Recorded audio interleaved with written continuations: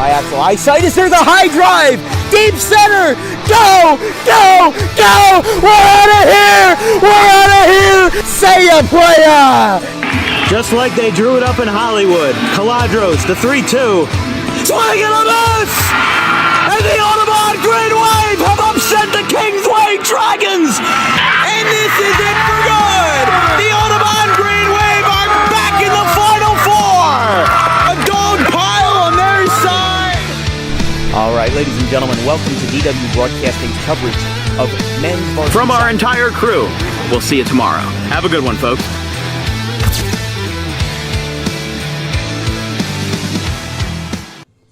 All right, ladies and gentlemen, boys and girls, welcome to the second of three scrimmages. We're here covering for Audubon baseball right here on Dan Wilkins Broadcasting. We've got a good one today and a rematch from last year that did not end with a win or a loss. It ended with Audubon's first tie in preseason play since 2012. On March 29th of that year versus Timber Creek, they had a 5-5 tie. Well, guess what happened last year? A 5-5 tie. Lenape's Ben Warren hit a two-run double off of Lance Furness with 2 outs in the top of the 7th, brought home those tying runs, and that's where the game ended, splat right there.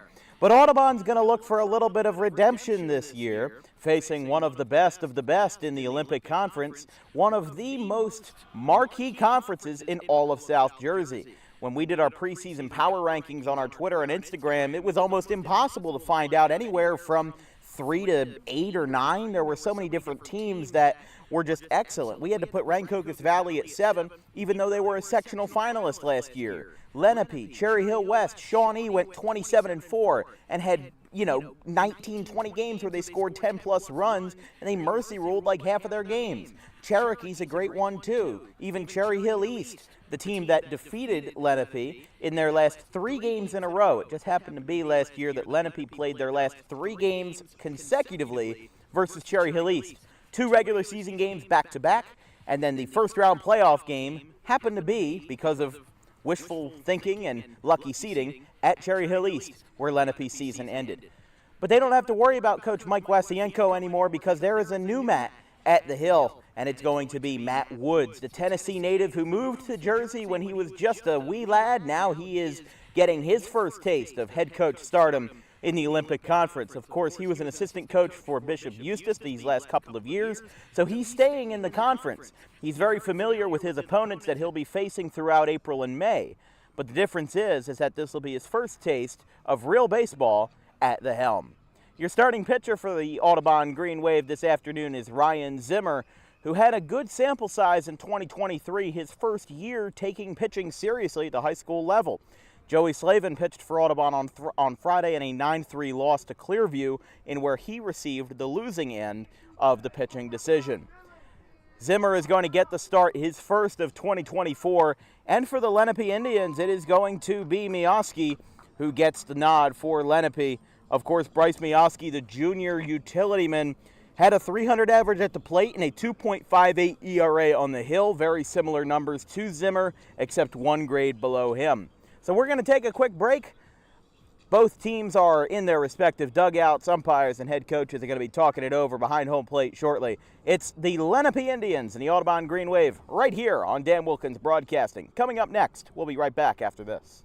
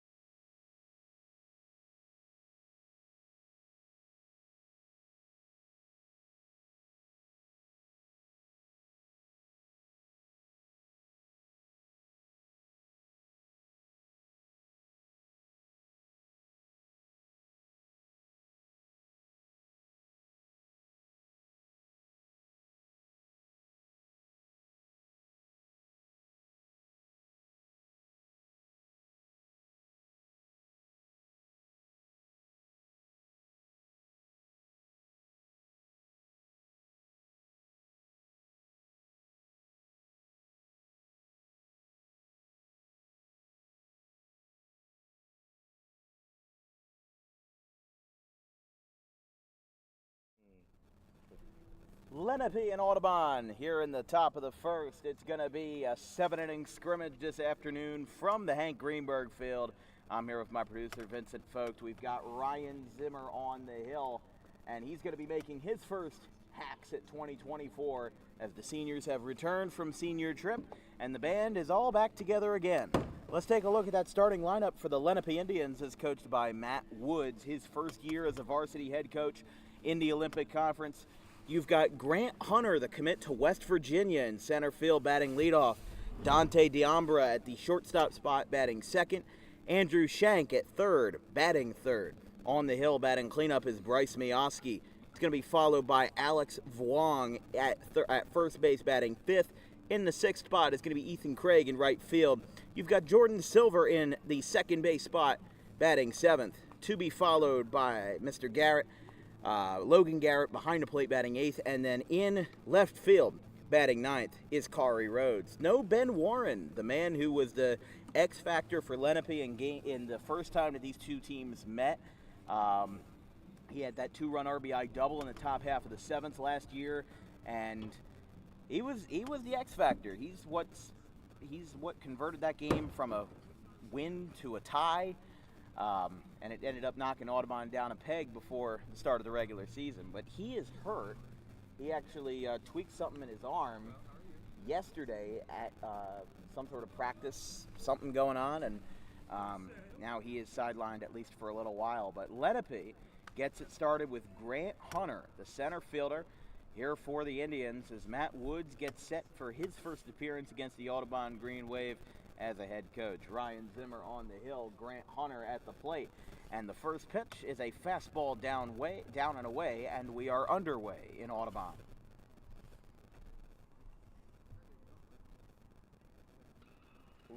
That one is hit out towards center field, and Copsetta dives, and he makes the catch. How about that? Wasting no time. I apologize. Grant Hunter is a Virginia Tech commit. I think that's still, that might be in the same conference. I don't know, because I know West Virginia is Big 12. Yeah.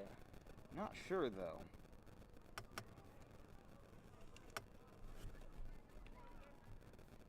So he'll get back to work with Dante Diambra. Fouled back, 0-1. Oh, 1-1, my bad. Still a little bit of shock from that catch in center field by Copsetta. I mean, hey, he shows some defensive prowess out there. You know, he did it a couple times last year, and, you know, he was usually either at a fielder-only position or he was riding out right or center field. But you had Zach Beebe out there last year. Now that vacancy pretty much lets you patrol those waters full time. It's 3-1 to Diambra.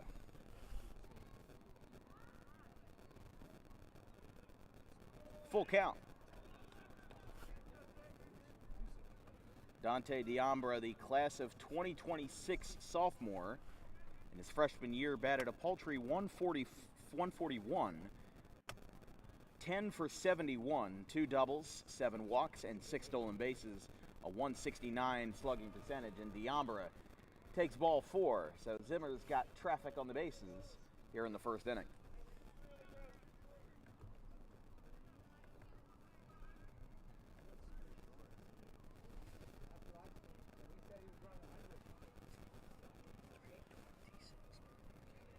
Bring it to the 3-hole hitter now, Andrew Shank. Takes it high, 1-0. Runner on first, 1 away. Grant Hunter lined out to center field, and now here's a fly ball foul down the right field line. Look out, Walnut. Play set up for the end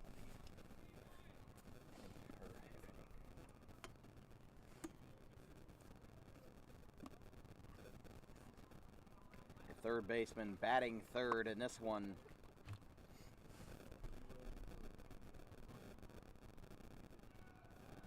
That one goes to the backstop. Oh. And now moving into second base will be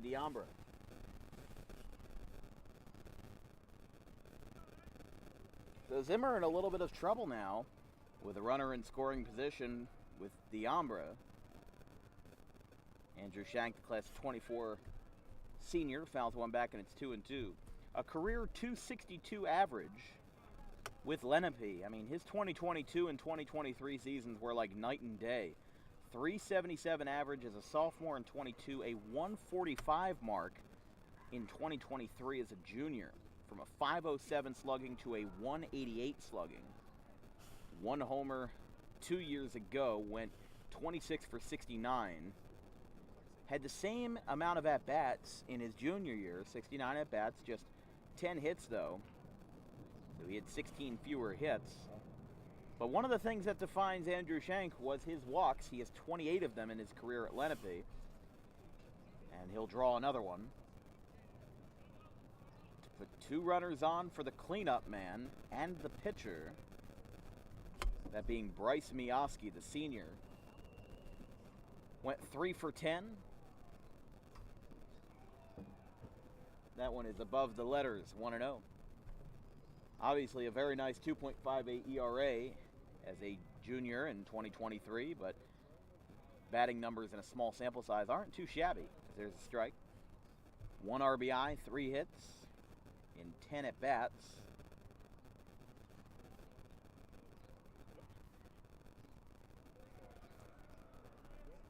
Had his only 3 hits in his first 3 appearances. Had an 0-for in the entire month of May, but gathered a hit versus Haddonfield, Cherokee, and Camden Tech in his first 3 games that he appeared as a batter. There's a strike. 2-2. On deck for Lenape is going to be Alex Wong, the senior infielder. On misses outside.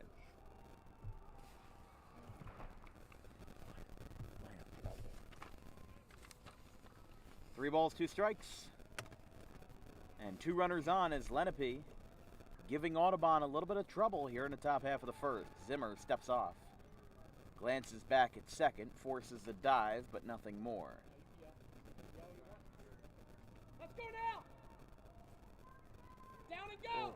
He is gonna get walked now. Let's go, come on! Eesh. Arms, let's go, come on, drive, come on! Get down and go, come on! So a walk to load the bases. Puts Zimmer in a contentious spot here for Wong, the number 5 hitter for Lenape.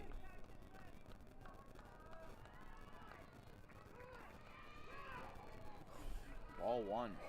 This is the same situation that we had last Friday. It was walk after walk after walk. That one's tapped foul. 1-1.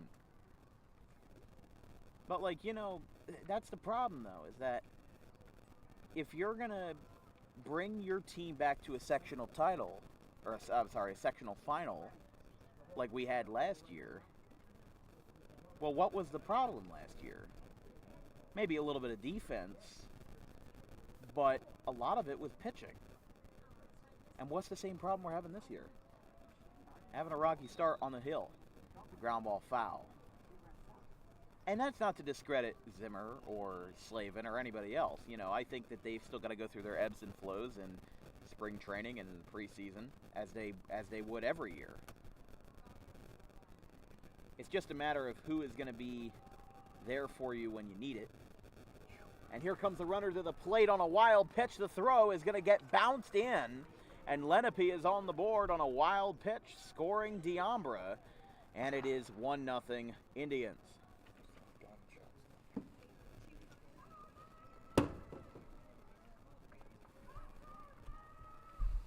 Count is 2-2 with 1 away. 2 runners in scoring position for Lenape on second and third.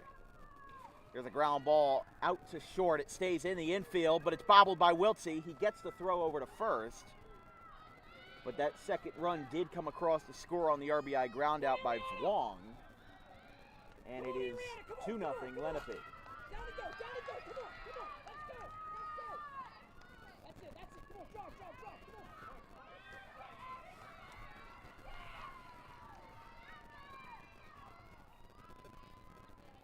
strike one.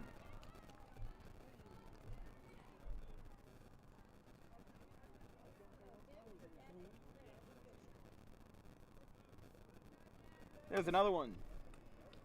Zimmer must have heard me. 2 strikes, 2 outs.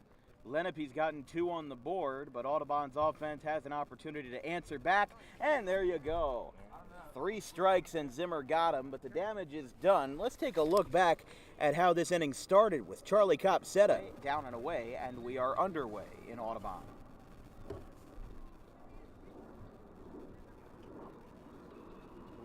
That one is hit out towards center field, and Copsetta dives, and he makes. And we go to the bottom of the first, 2-0 Lenape.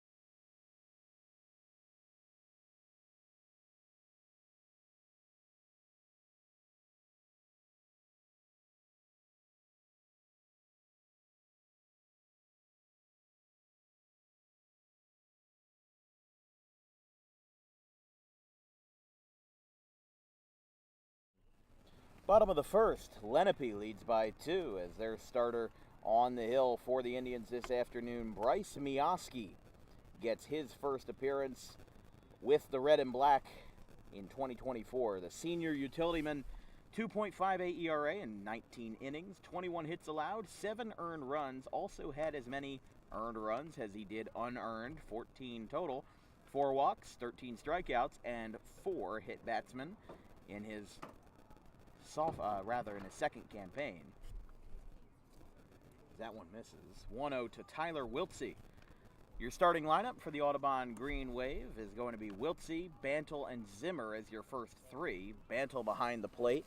That'll be followed up by Joey Slavin at first base, Nick Caladros at third, Lance Furness at the DH spot batting 6th, and then your final 3, Copsetta in center and the Dempsey brothers at second and right field. There's a fly ball deep out towards center field, going back and playable, but Kari Rhodes couldn't get there, and the ball drops. It's picked up in center. Wiltsey's not stopping. He's going for third, and he is safe. A miscue in the outfield that will technically be scored as a leadoff triple for Tyler Wiltsey. Puts Audubon right back in business here in the bottom of the first. Wasting no time.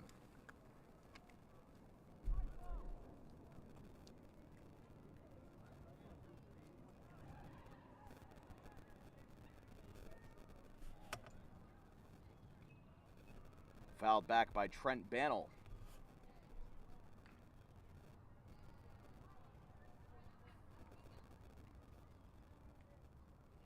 Yeah, that just got over the head of Kari Rhodes and left. Not much he could do there, but because the ball didn't touch his glove while it was coming down or didn't hit the person, that will be scored as a triple. Just misses above the letters. That's 1-1.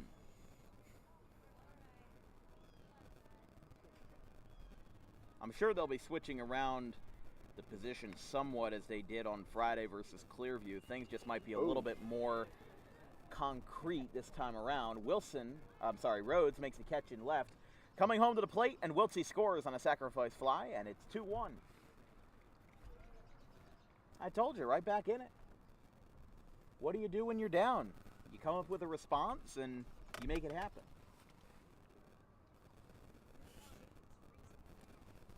The worst thing you can do is give up those 2 early runs and let it define your game. You know, you've got to have a goldfish's memory in baseball where, you know, you give up those early runs, maybe you make a couple plays that you didn't want to have to go through. Well, you say, well, how can we respond? Zimmer's got a fly ball out to right, but this one is caught.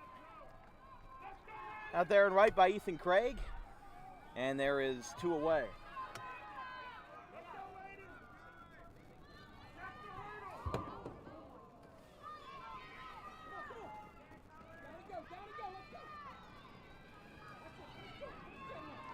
You hear the cheering behind us. That is, there's a track meet between Audubon and Eastern Regional. Joey Slavin takes inside. That's 1-0.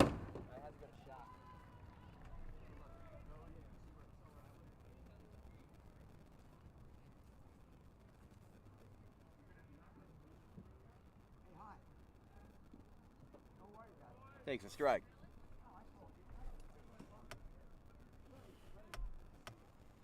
Slavin to be followed by the third baseman, Nick Caladros. Oh, that one misses.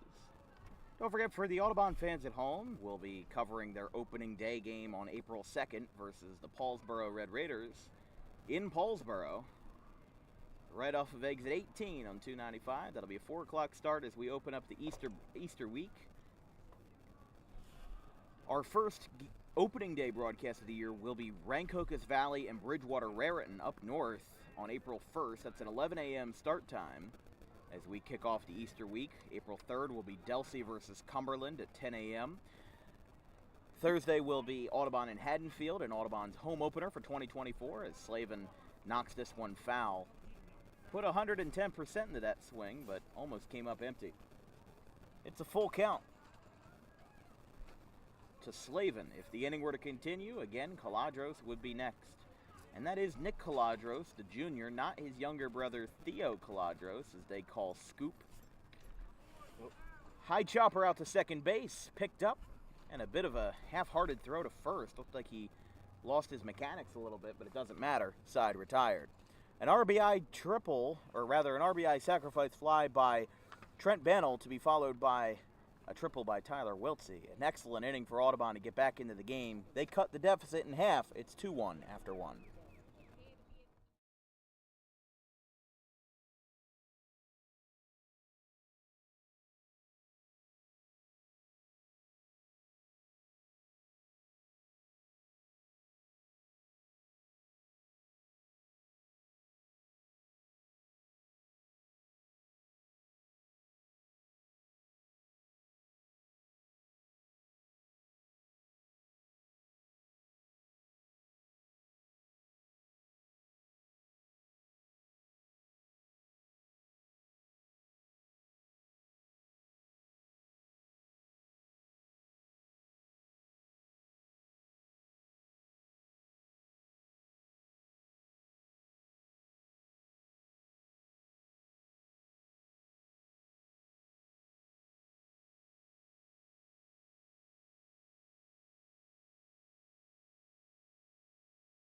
At second and right field. There's a fly ball deep out towards center field, going back and playable, but Kari Rhodes couldn't get there, and the ball drops. It's picked up in center. Wiltsey's not stopping. He's going for third, and he is safe. Top half of the second inning, 2-1. Tyler Wiltsey led off the frame with a triple, came around to score on a sac fly from Trent Bannell, and that's where the score holds. Zimmer starts off his first pitch with a hit by pitch. Not a great start.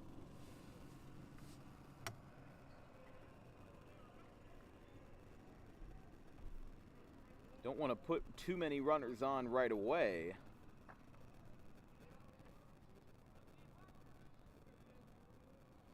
But as Jordan Silver got on base, here is Logan Garrett. Strike one.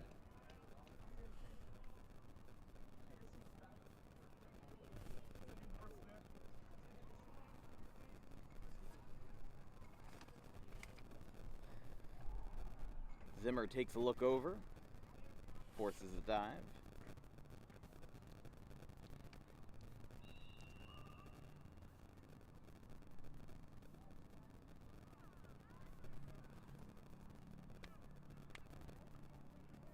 So Logan Garrett, the catcher, and the number 8 hitter for Lenape. Batting now is another throw over to first. Garrett, the sophomore, had a very small sample size, 1 walk in 5 at-bats in 2023. Oh my God. Vince, I told you to spot for me, man. Oh my God. It happened last year, too. I told you I'd get scared by that gun. Stolen base. Oh my goodness. I told you it would get me, Vince. Jordan Silver moves to second on the stolen base. And now Logan Garrett ahead in the count, or was ahead in the count. Now it's 1-2 with a pop-up out to second. Dempsey looks for it, backtracks, and he makes the catch. 1 down.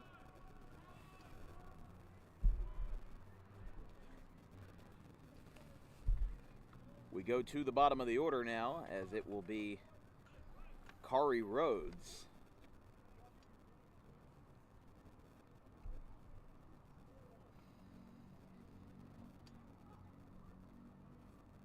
With a runner on second. That one is high, 1-0.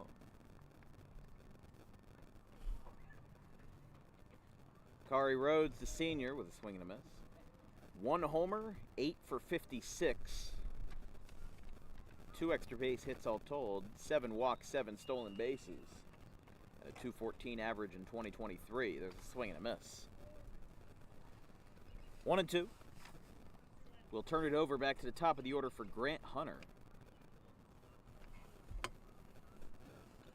As Rhodes sends this one the other way, slicing towards left. It's down. It's a fair ball. Picked up, and a rocket coming into the infield.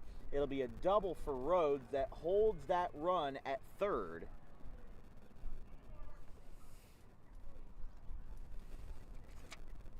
So Rhodes gets an extra base hit of his own. Did not drive in any runs, though. That one I saw coming. I felt the senses. So we bring it back to the top for Grant Hunter. He flew out to center on a nice defensive play by Charlie Copsetta, his first time.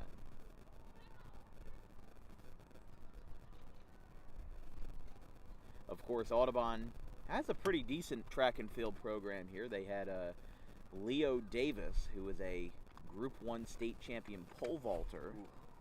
And you know who also was a nationally ranked pole vaulter? Audubon's superintendent, Andrew Davis. He was actually a nationally ranked pole vaulter in college. As there's a line drive, that's a base hit in the left field. That's going to split into the corner. It's going to roll past the cones, and it's going to go all the way out of play. And that will be a ground rule RBI double for the Virginia Tech commit, Grant Hunter.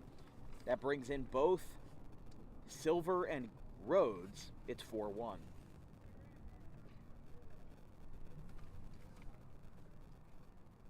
You don't see that many times hitters driving it into the corner and getting it down like that to go, past the outfield for Stockland to put his hands up. Swing and a miss by D'Ambra. It's 0-1, but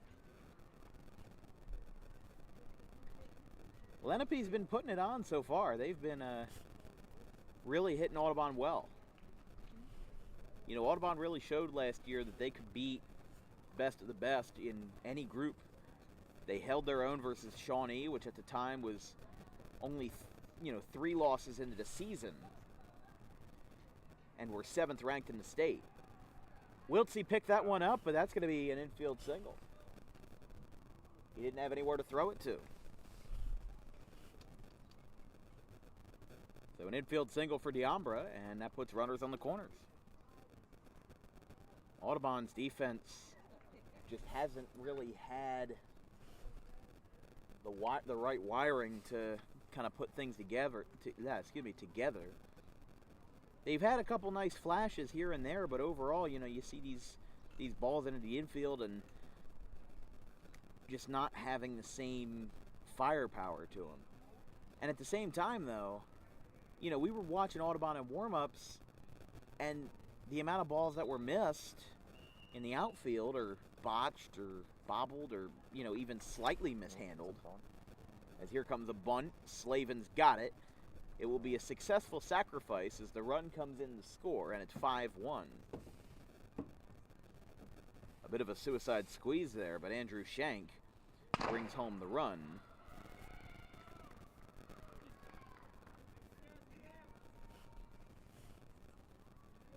So Silver scores, or he has scored in this inning. So has Rhodes, and so has Grant Hunter, who had that 2-run RBI double earlier in the frame. A 2-spot and a 3-spot for Lenape so far.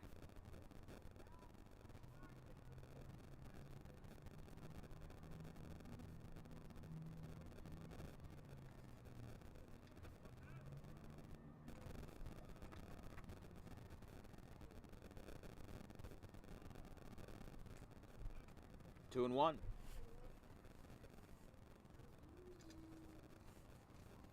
With Mioski, this is the 7th batter of the inning for Lenape. Swing and a miss. That ball got away a little bit, but nobody moves. And it's 2-2. See, when you hear the whistle, that's like the warning sign that one is coming. That is the warning sign. Swing and a miss.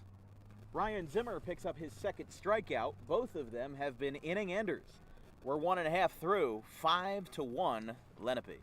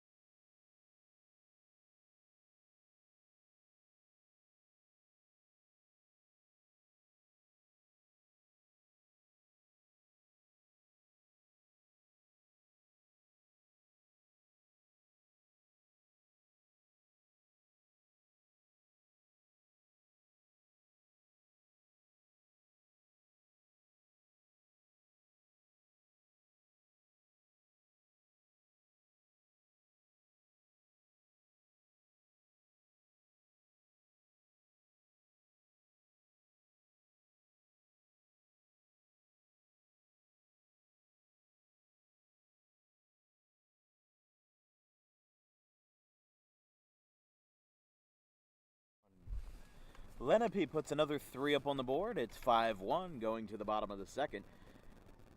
As 2 strikeouts for Zimmer in his 2 innings of work. I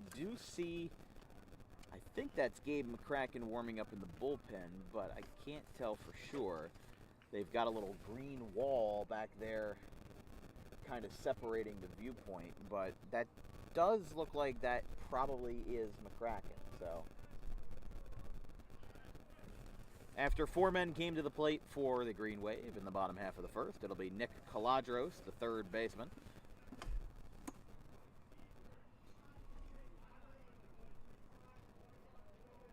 to be followed by Furness and Copsetta. 1-1. And it does make you wonder if Furness is going to start getting some more playing time as a junior this year. You know, especially since he has appeared as a DH in both scrimmages. They might be looking at him for an option, whether it's off the bench or whether he's in the lineup or not. I think he's going to get more playing time. Caladro shoots it right back at short, but it's picked up right away by Dante Diambra, and it's one away. There's the whistle. Just didn't have the exit velocity to really go anywhere with it. I mean, he hit it well, he squared it up, he did everything that he was supposed to do. He didn't do anything wrong. He just didn't have the amount of oomph that you need to get that ball out of the infield, and it was just on a straight line. Not much you can do there. Here's Lance Furness. Had 2 RBIs to his name in the 9-3 loss versus Clearview back on Friday. Had a 2-run RBI single in the bottom of the first in that first scrimmage.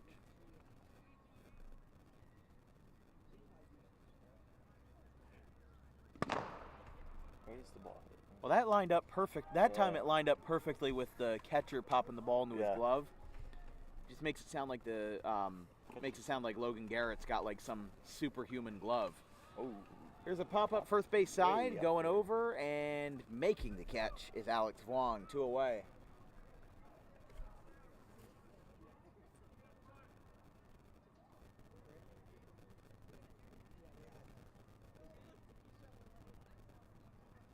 Here's the lefty, Charlie Copsetta.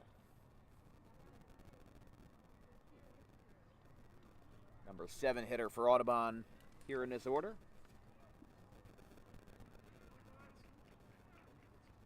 That one misses, 1-0.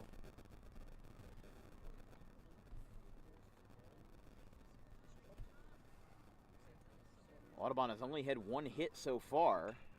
Here's a fly ball popped way up. Look out, grandstands. It's right off the back row.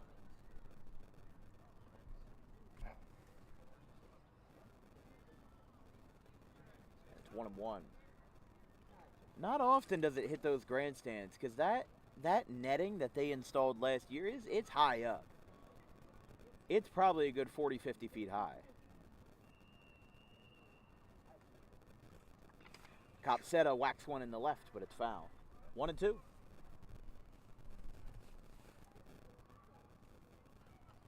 Lenape has already turned the lineup over so far. They'll lead off with Wong, Craig, and Jordan Silver.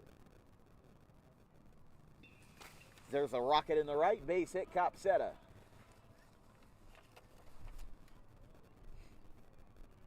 Charlie Copsetta gives Audubon a little 2-out life with a knock to right. Hooked it down the line.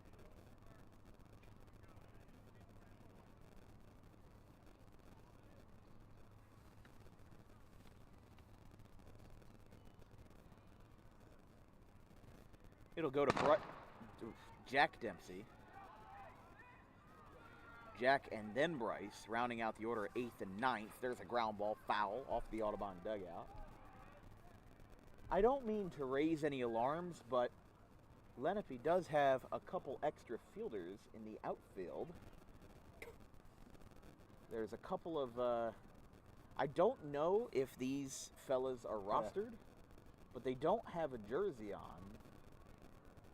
And they are occupying very valuable space in right center field.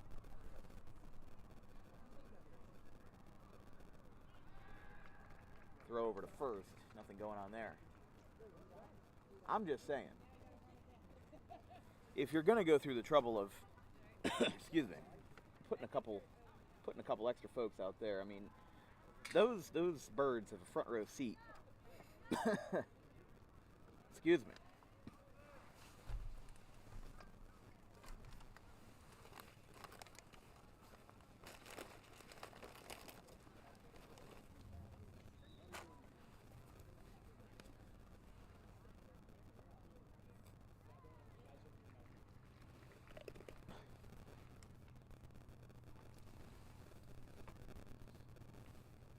1-1.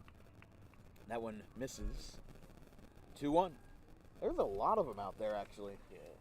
There's a good dozen or so birds. Ground's still moist. They're getting worms. Oh, they're getting worms. Yeah. Vince, I didn't know you were a naturalist, somebody who knew anything about that nature. Another one just swooped in from right center. Heck, they should start paying for tickets. There's a ground ball out to short. Throw from Diambra on a nice stretch out there at first by Vuong. Retires the side. Lenape still up by 4 after 2 innings.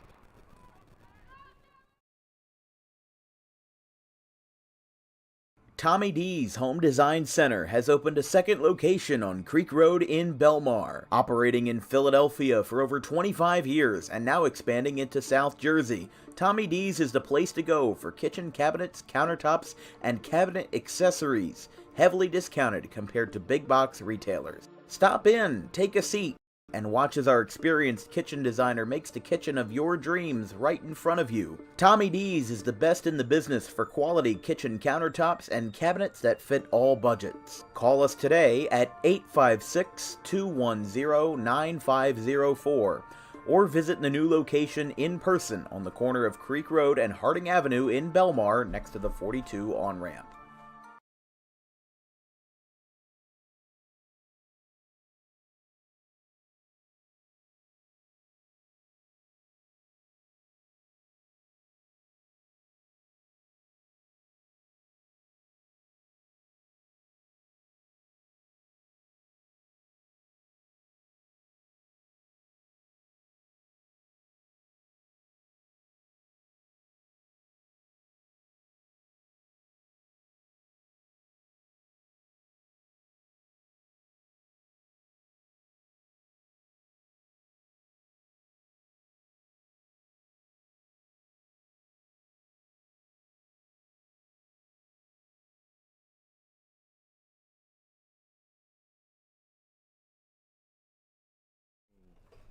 Top of the third, Lenape leads 5-1. Audubon had a runner on, but did not score. Charlie Copsetta had a base hit with 2 outs to give him a little bit of life, but nothing more.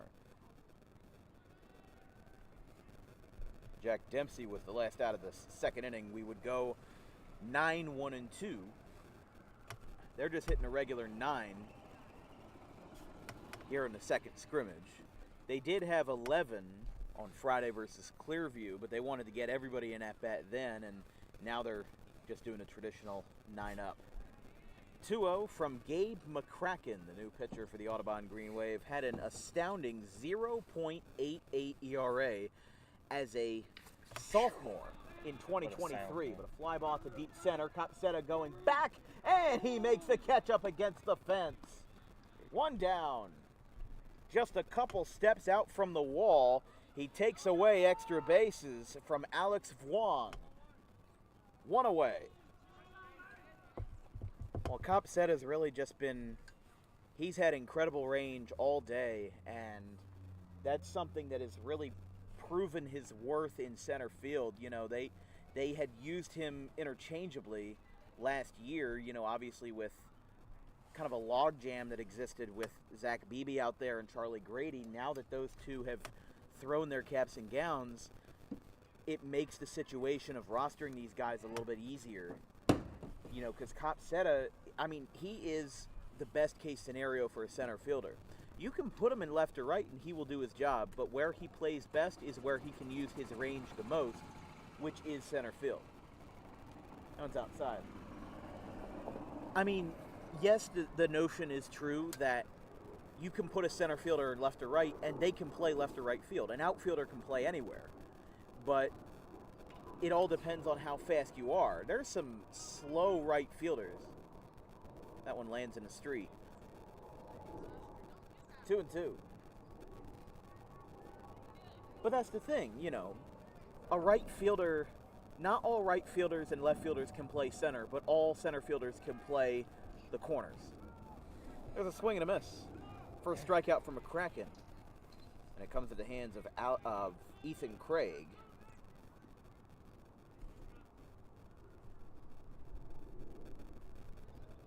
And here is Jordan Silver. McCracken, his fastball up to 89 in the offseason. He's an uncommitted right-handed prospect, class of 2025.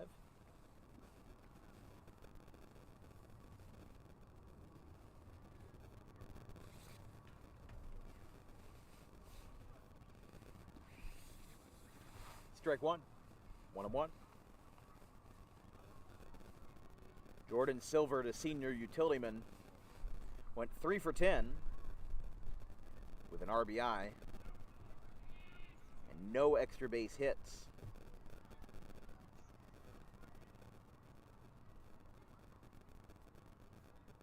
Had his lone RBI on May 13th of last year versus the Seneca Golden Eagles. It's 2-2. After a rocky first few frames, Audubon is looking to lock it down. Looking for a 1-2-3 inning after the lineup turned over 1.5 times in just the first 6 outs. McCracken delivers. Breaking ball lofted out towards first base. Slavin is there towards the Lenape dugout and right against the fence. He makes the play. 3 up, 3 down for the Indians. Audubon gets another chance, down by 4, going to the bottom of the third.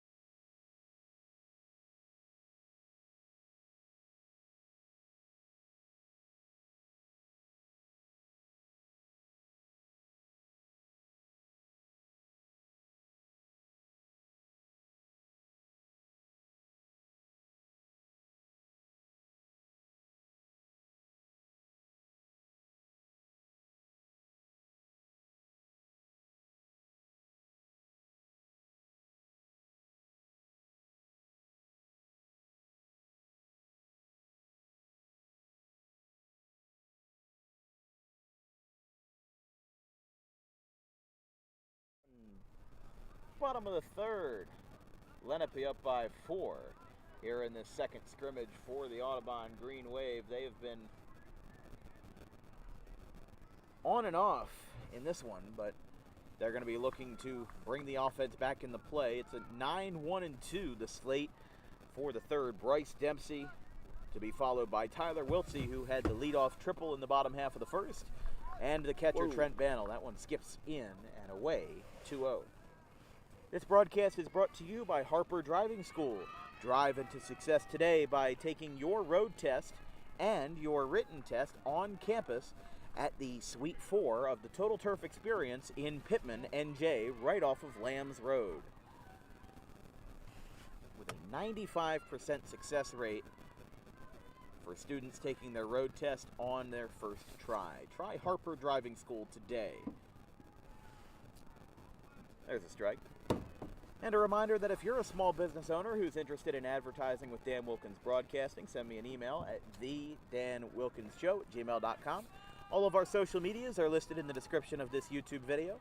We are selling commercial slots for as little as $250 for a 6-month package. All of the commercials right here on Dan Wilkins Broadcasting are edited, produced, filmed, and recorded by myself and my wonderful crew. So if you'd like to make that business investment, give us a call today. Leadoff walk for Bryce Dempsey, something that he had a load of in 2023. He adds another one to his resume. That one misses inside to Wiltsey, and the ball scrambles away from Garrett. And Bryce Dempsey trots into second base and puts a runner in scoring position here in the third.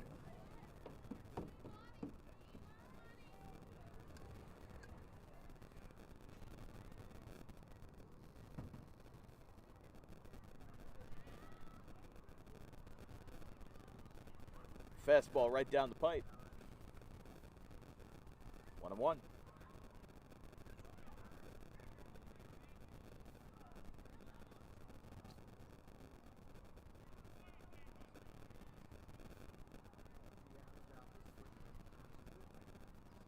Two one.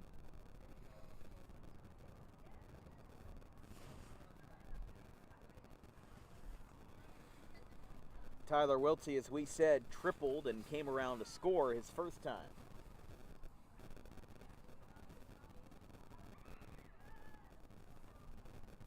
Two one.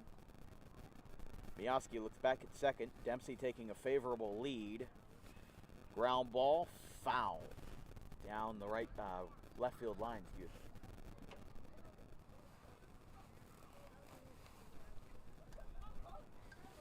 Actually, pretty decent weather this afternoon.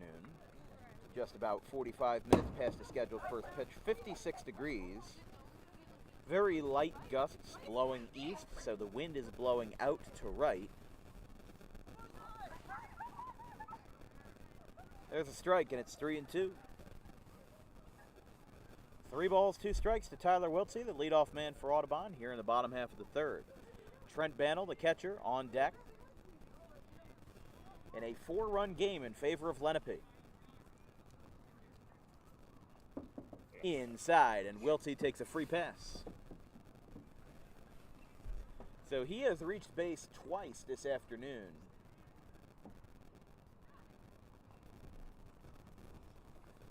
He started in center field on Friday, then moved to shortstop as they made defensive changes throughout the game.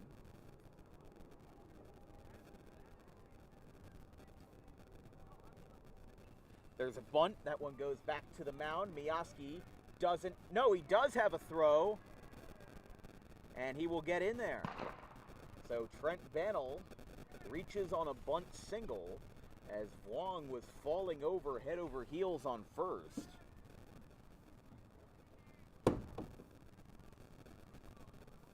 And Mioski in a little bit of trouble here after the base hit by Bannell. This brings up Zimmer. Lined out to right his first time, but he'll be batting with runners on for the first time. Looking to drive some home.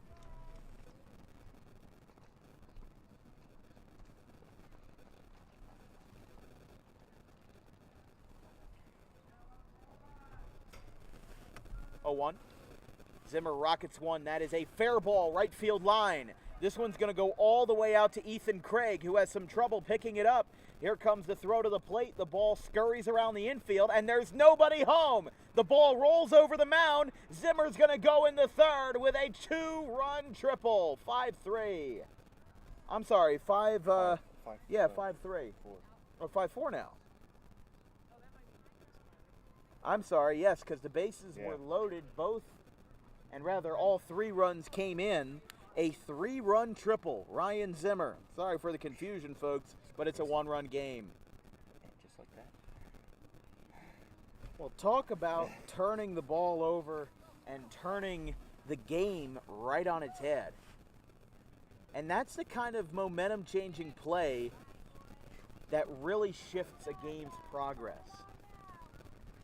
You know, Lenape's got to start playing a little bit defensive ball. You play no doubles defense. You've got that runner on third. I mean, Zimmer's not exactly a speed demon by any means. But he's got something to offer you. And he's only 90 feet away. With nobody out, all Slavin has to do is poke one into the shallow outfield. And, you know, who knows if Craig Rhodes or Grant Hunter, probably Grant Hunter, but I don't know about the corner guys, if they're going to make that throw to the plate and beat Zimmer. not to doubt their abilities at all. Just, Grant Hunter is far and away probably the best guy to make that catch and throw if you're going to try to shoot Zimmer out at the plate. To keep this game in Lenape's favor. 2-1. Slavin pops it up again, this time well over towards Hampshire. The best guy to make that catch.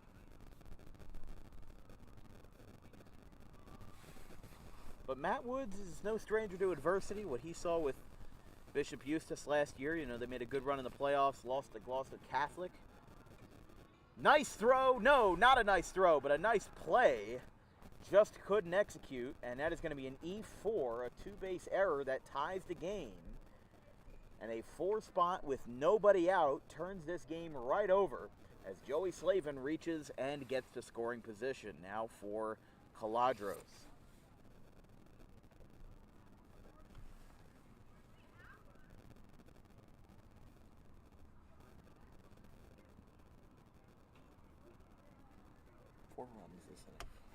And still nobody out. So Matt Woods talking with his guys. And for now, Mioski will stay in the game. He might have been scheduled for 3 innings, but that's the thing about scrimmage baseball is that it doesn't matter, if your team's getting shelled, as long as your pitcher's healthy. I mean, he's only at 47 pitches right now. It's still high for the fact that he's in the 3rd inning. But if you want your guy to throw 60 pitches, as long as he's not hurt, he'll reach 60 pitches, and then you'll get somebody else, and you bring him in. Caladros bunts. This one goes up the third base line. The throw to first. Pump fake. That throw gets away. Goes down the right field line. Craig goes for it. Caladros is rounding second. He's going for third. The throw is going to be wide. It goes all the way up the third base line. Corralled by Shank. And a 3-bagger for Nick Caladros on a bunt. Deja vu, shades of Camden County College's inside the park home run on a bunt from back in February gives Audubon a 6-5 lead. So that would be an E5.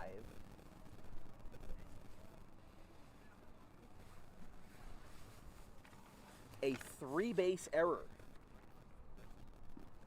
Now for Furness.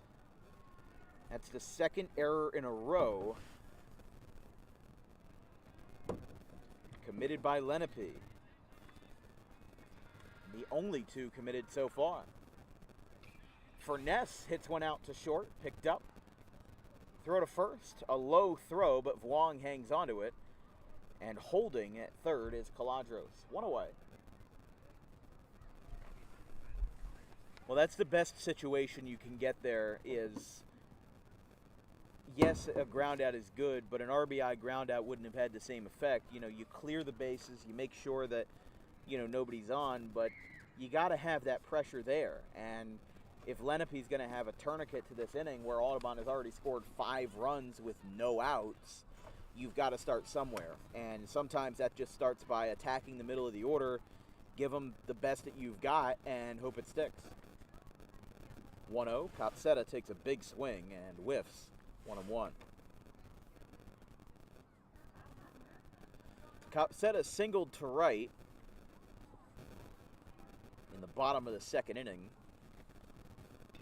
And now he's got another ground ball. Takes a tough hop, goes into right field. That's going to be an RBI single as Copsetta rounded first, but slammed on the brakes. And it's an RBI single for number 6. And it's 7-5. 6th run inning. Deja vu to last Friday. Clearview at a 6th run inning in the 4th, and now things are turning over with lots of offense as Copsetta gets an RBI single.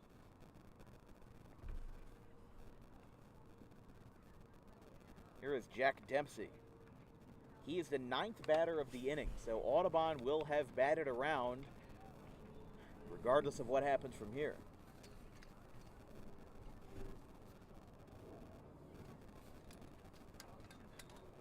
With Bryce Dempsey on deck.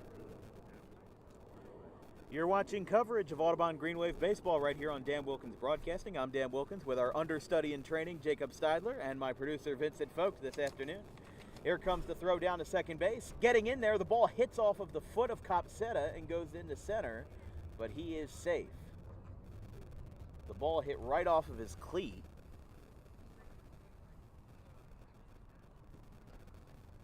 So no harm, no foul, but a stolen base nonetheless for Copsetta.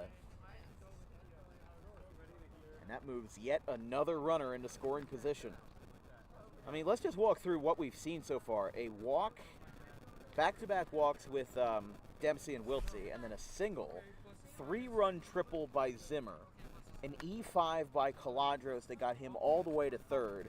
Furness grounded out, held that runner at third for the only out we've had in this inning. An RBI single by Copsetta, and that's where we're at. 6-run inning. There's a line drive, foul, down the left field line. 2-2.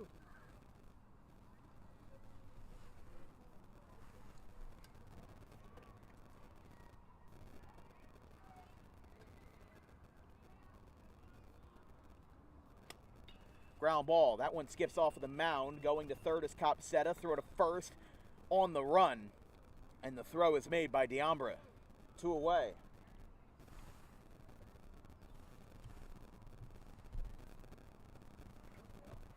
So Copsetta did move to third. But Jack Dempsey's ground out brings up the 10th man to grab a bat in this inning. And here is Bryce Dempsey. There's a strike. Dempsey walked his first time. Of course, his brother, Jack, I'm not sure which one is older because they are both twins, but I know one is a couple minutes older than the other. That one goes into right field. There's a base hit. Dempsey's going to round first. It's picked up by Silver, rather by Craig, and it's going to be an RBI double for Bryce Dempsey. His first extra base hit as an Audubon Green Wave player. He had 11 singles last year. Never rounded first on one of them, and it's now 8-5. It is a 7-run inning for Audubon. Remember, the last time these two teams played each other, they scored 5 runs each in 7 innings, and now they have already bested that in just 3. So now here's back to Tyler Wiltsey, the commit to Rutgers University, as there is a ground ball rocketed foul. It knocks over a traffic cone, and no more collateral damage, but it's 0-1. I mean, the exit velocity that Tyler has developed over the past 2 years that we have covered him is incredible. The development that he's had, the maturity that he's grown now as a junior, really shows that he can be a true leader. RBI single into center field, and the party just keeps on living. An 8-run inning, 11 batters, and another RBI, this time off the bat of Wiltsey.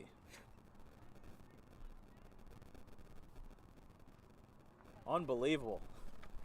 But with that, Matt Woods is coming out, and Bryce Miyoski will also, from what I understand, will also most likely come out of the game here, and yes, he will. We're going to have a pitching change. We're not out of the 3rd inning, folks, but yet 14 runs have been scored between these two teams. It's a slugfest at the home of the Green Wave. They're up by 4 after trailing by 4 just an inning ago.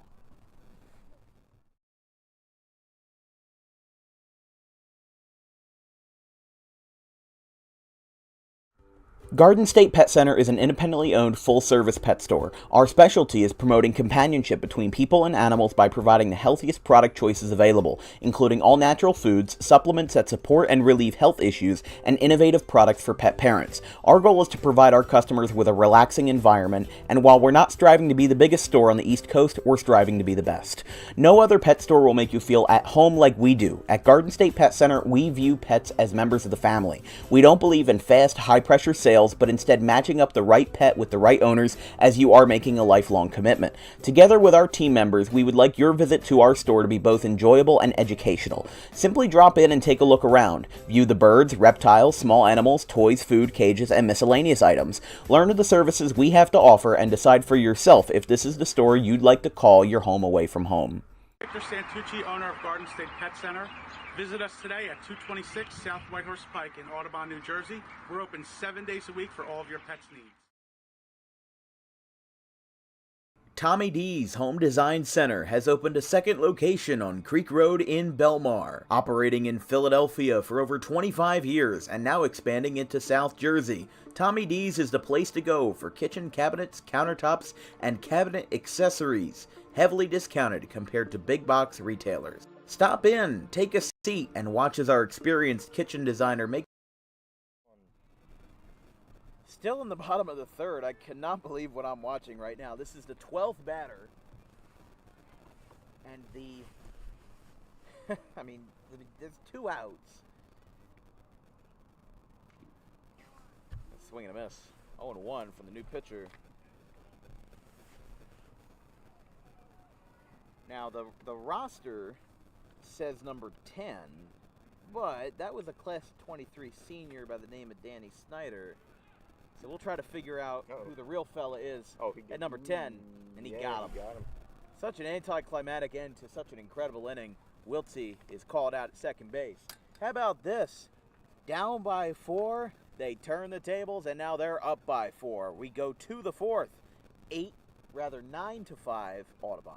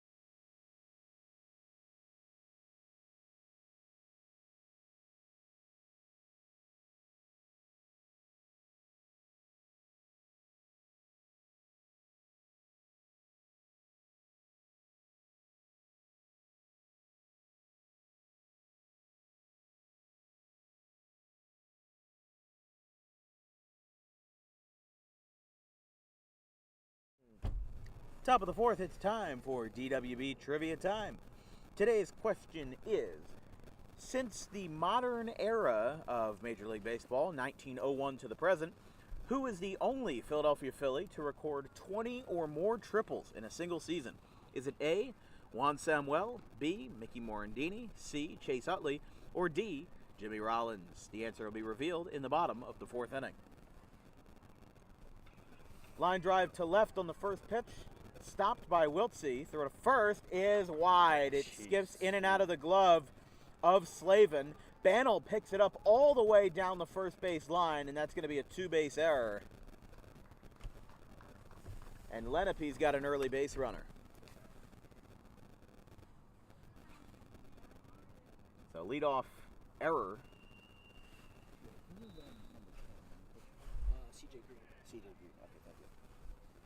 All right, so just a quick clarification. Danny Snyder was a class of 23 guy, and the last guy to wear number 10.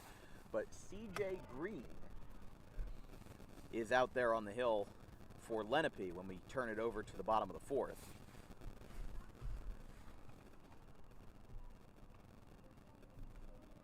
That one was just a hair outside.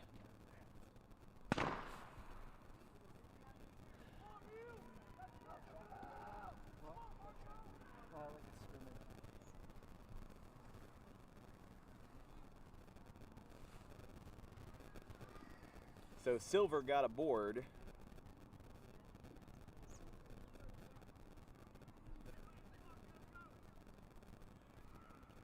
Actually, now here is Kari Rhodes.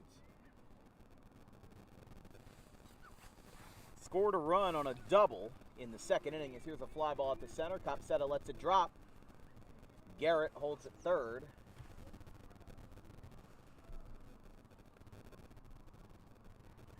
And that puts runners on the corners for Lenape. Man, it's just been a slugfest. It has been an absolute slugfest. On Sunday, in the doubleheader between Northampton and Salem Community College softball, Game 1 ended 11-10 in favor of Salem. Game had 6 lead changes in what was a wild one, to say the least.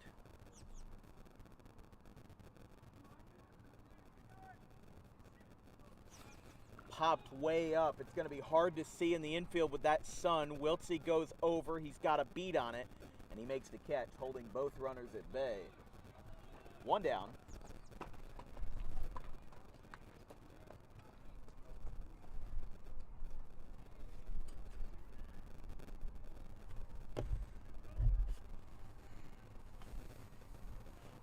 Runners on the corners here for Lenape in a 9-5 game. This one's hit out to center field, hit well. Stockland goes in, he dives, can't get there. Garrett will score. Rhodes to second. That's going to be an RBI single for Dante Diambra. And it's 9-6.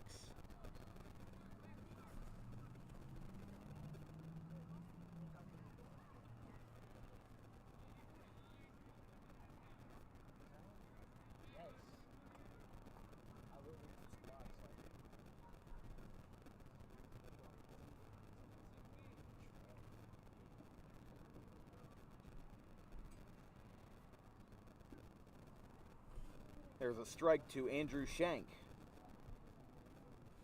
Shank drove in a run on a sacrifice bunt and also walked in this one. I could take those. That's my team over there. I could take you over there. Try it out. 1-1 the count.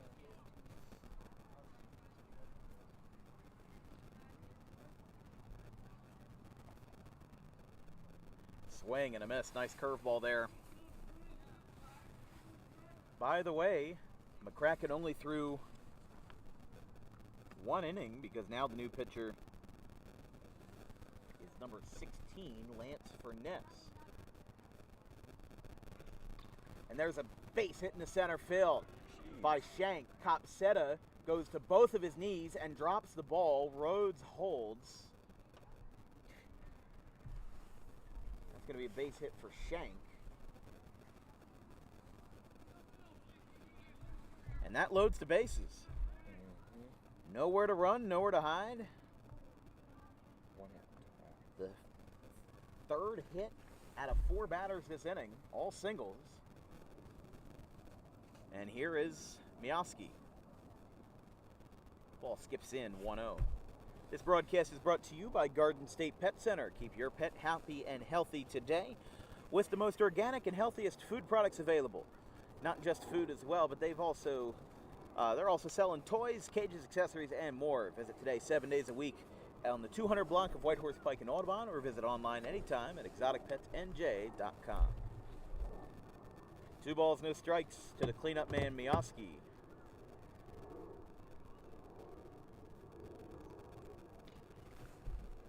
Left field line foul, 2-1. We will be covering Lenape one more time this year. On Monday, May 21st, the day before the first round of the NJSIAA playoff start. I know, bro. I check in there too. I don't know. I think he's trying to start there. 3-1.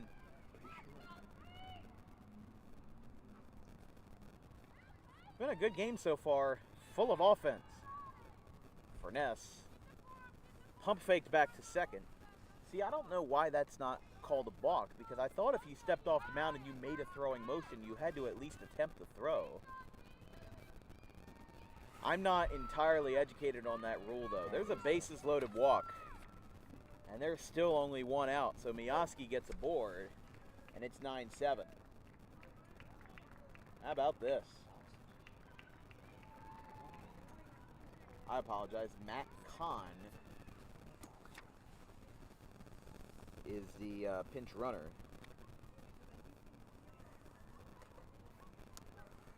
This one's hit well, out towards right center field. Dempsey going back, he is there. He makes the catch, tagging from third is the runner for Lenape, and he will score 9-8.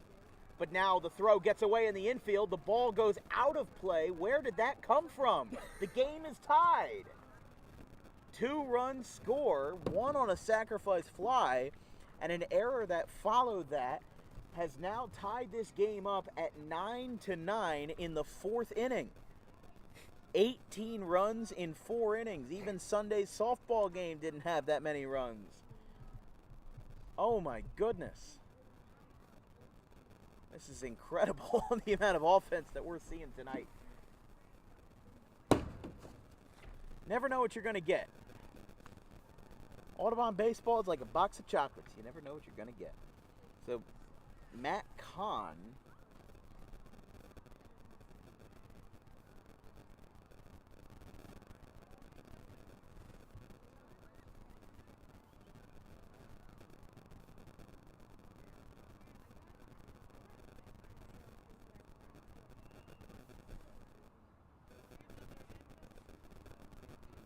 now for Vuong, it's 0-2. 1 for 2 tonight. That one misses. And this is incredible. Just the amount of offense that we've seen.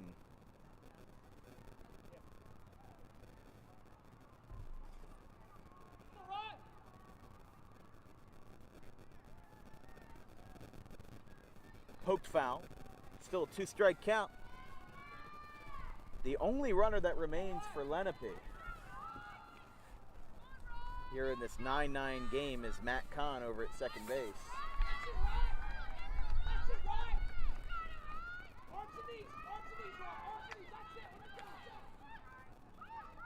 Ground ball.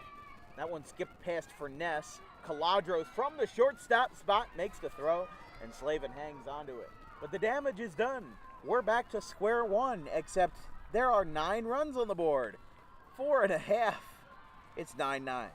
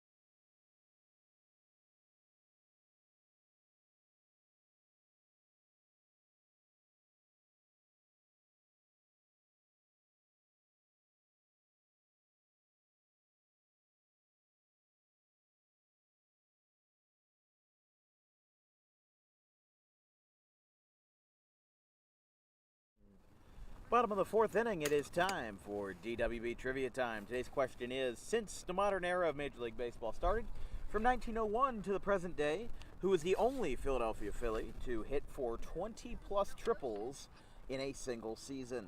Is it A, Juan Samuel, B, Mickey Morandini, C, Chase Utley, or D, Jimmy Rollins? Vince, you got a guess? Oh, yeah. Rollins. Oh, yeah. Jimmy Rollins, 2007 MVP season, hit for 20 triples. The year before the Phillies won the World Series in 2008. Here's a line drive poking in the left center field. That one is going to drop in front of Kari Rhodes. And Trent Bannell starts off the fourth with a base hit.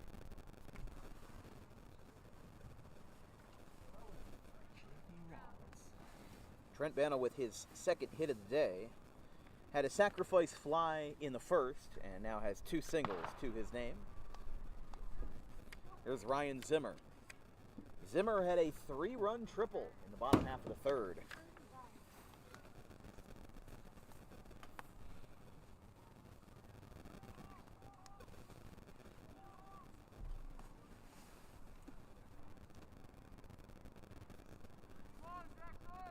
Ooh, a little bit of chin music, 1-0. Yeah, I mean, obviously it wasn't Mickey Morandini. That was like that was the throwaway option. But Chase Utley, I mean, he could run, but the Phillies in their long history haven't really had a guy who can be such an efficient hitter and a runner. I mean, late in Juan Pierre's career in 2012, he was with the Phillies, but he was like 40 at the time. There's a ground ball, nice sliding stop, throw to second for 1, on to first, nice one, that's a double play. 4-6-3, and talk about a nice way to shut the party down.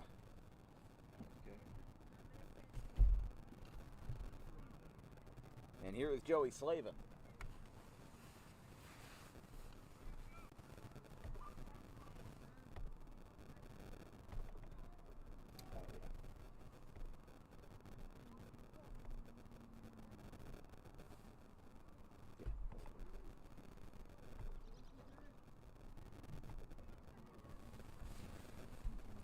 Oh, 1 to Slavin. So after the 4-6-3, that one misses outside. Slavin reached first on an E4 in the third. That was the first of back-to-back errors for Lenape in the third. That 8-run inning that turned this game completely upside down. Audubon was down by 4 going into the inning. They left the inning up by 4. And then what does Lenape do? They respond with 4 runs of their own, and we're tied at 9 in the bottom of the fourth. 18 runs total. I mean, when you saw it was 2-1 at the end of the first inning, you knew that there was going to be some sort of an offensive slugfest, but I didn't think it was going to be this extreme.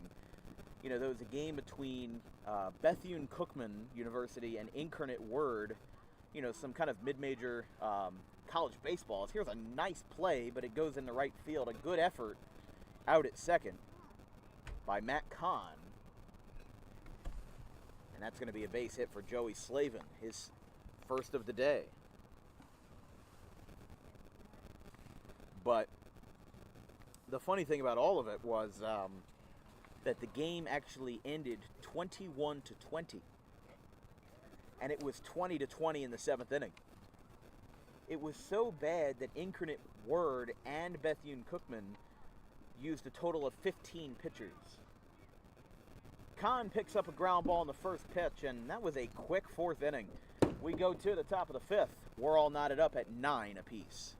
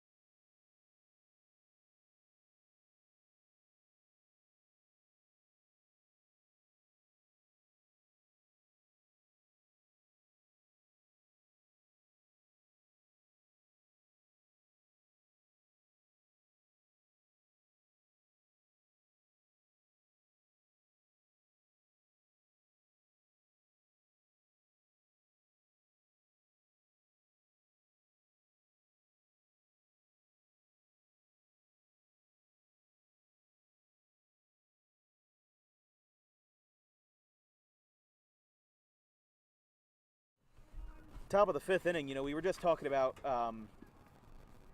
over the fourth inning, Jimmy Rollins, in our trivia time question, the only player in Phillies history in the modern era, because there's Billy Hamilton who had 27 triples in 1891, but there's a reason why we call it the modern era.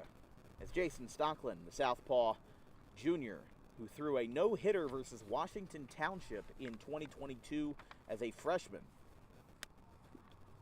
now is back on the mend here in the fifth in a 9-9 tie game. That one misses just above the letters, and it's 2-0. But, that's why they call it the modern era. 1891 baseball is incredibly different than 1991 baseball. It goes without saying, but when they were playing, dead ball, and you could catch a fly ball on a bounce for an out, and you kind of made up the rules as you go. Here's a fly ball out to left center field. That's going to drop between the two outfielders. It's picked up by Copsetta, throwing into second, and getting in there for a double is CJ Green. Not the former Bengals wide receiver, but CJ Green starts us off in the fifth. But what a game this has been. Lenape put up 2 runs in the first, followed by 3 and then 4. And then Audubon in an 8-run third inning to tie this game up at 9-9.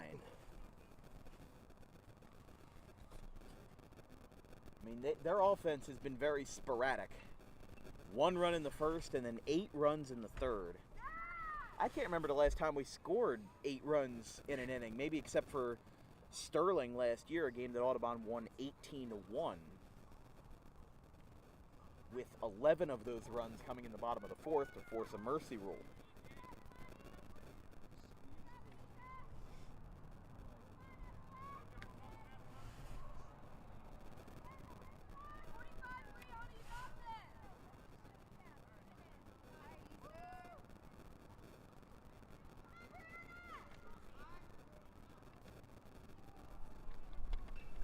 Fly ball popped up.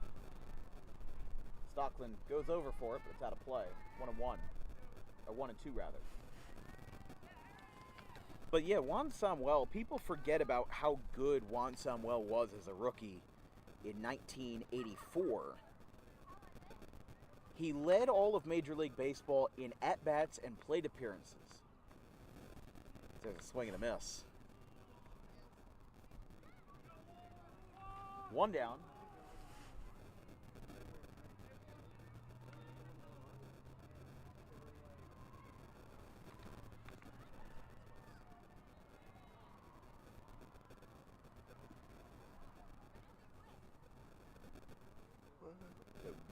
Green on second now.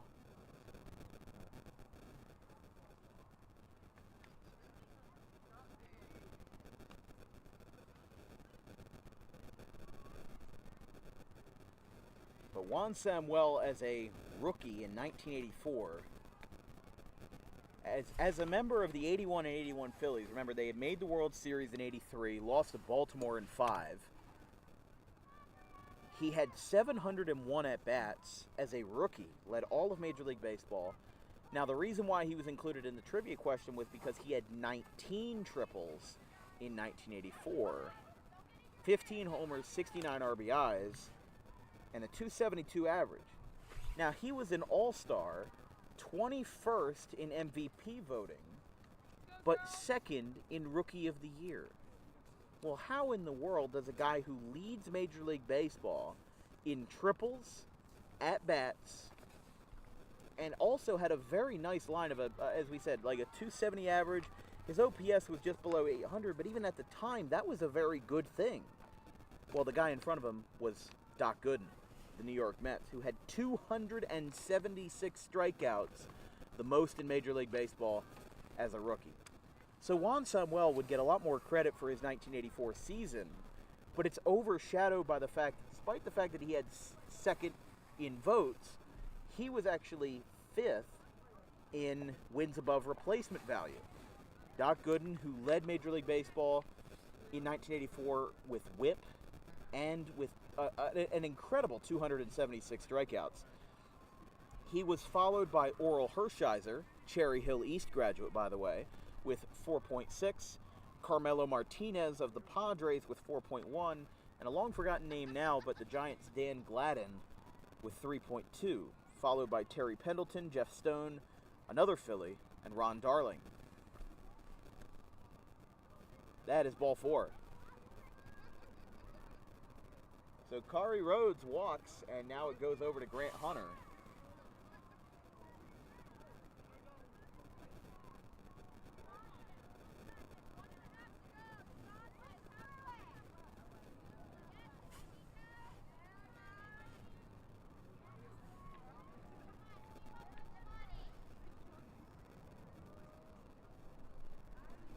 There's a strike.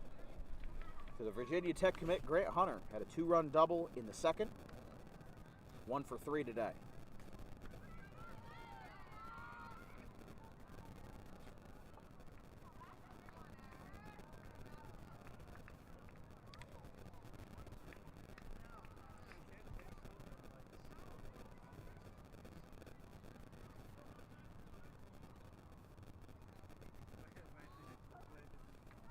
One and one the count to Grant Hunter.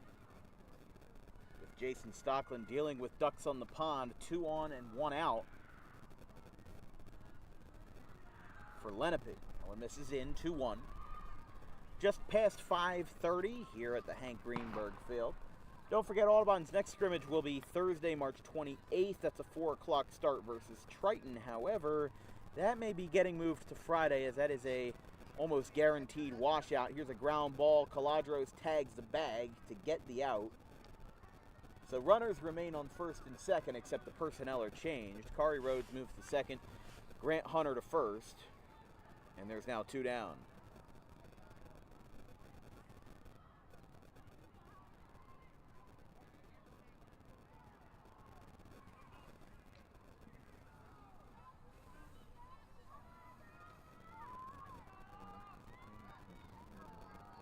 Diambra went around.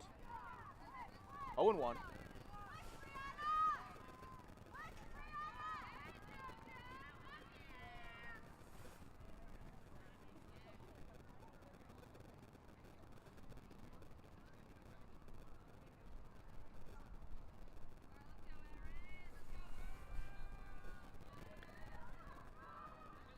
One and one.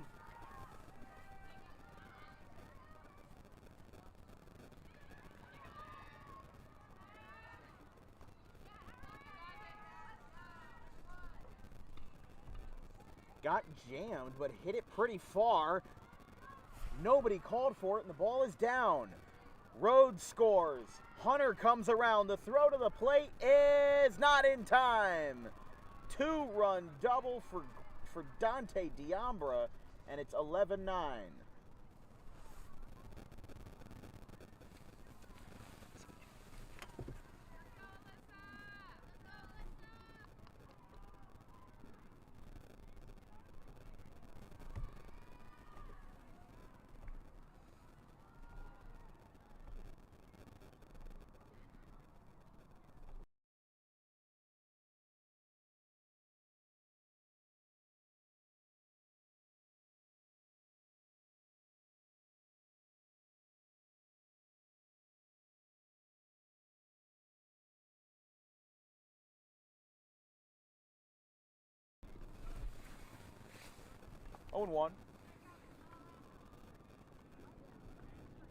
An 11-9 game as Andrew Shank comes up now for the 4th time.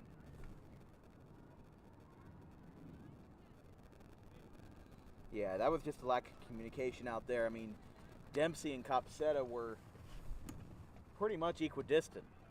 And, I mean, you heard it here. Nobody really called for it. So, I don't know what else you're supposed to do in that situation. You know, if nobody's gonna make a move, and that's something that was always a problem last year, was the communication in the outfield. You know, look, I didn't play baseball past the age of 14, but even I knew that it was very important to talk to your folks next to you. If you think you got a beat on it, you know, you got to say that. You got to be confident. But in that case, that was kind of a lose-lose situation, because if nobody calls for it, then it's, fair game, and whoever's closest to it is just going to make the play. And the other scenario is that if you don't make the catch and you call for it, that doesn't make you look the greatest. So it really is a double-edged sword. That one misses high and out. Trevor Donnelly, the freshman, class of 27, is warming up in the pen. So we'll see how long they can stretch out Stockland. As 2 runs have been surrendered this inning, that is a fastball that just misses. And a 2-out walk for Shank.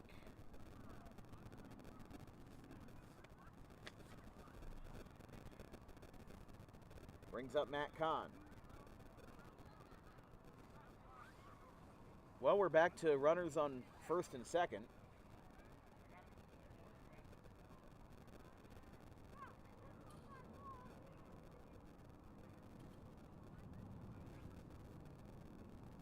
Swing and a miss. Nice curveball there. And that's the same curveball from 2 years ago that got him that no-hitter versus Washington Township. They really struggled to take care of that. And they struggled to find a solution. Dempsey picks it up and just a couple of steps to his right, tags the bag for the out. 2-run score for Lenape. We go to the bottom of the 5th. It's 11-9 in favor of the visitors.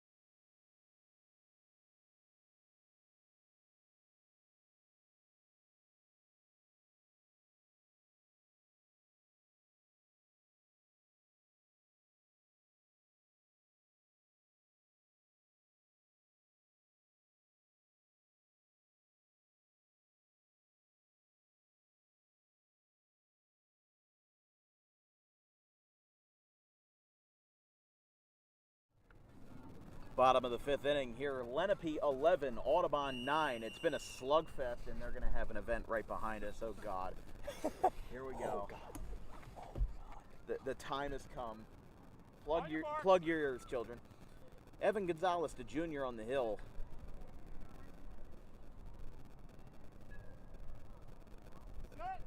Here we go. Oh, Jesus. I knew it was coming. And, I turned my head away. I get startled like a cat, honestly. That's how I am.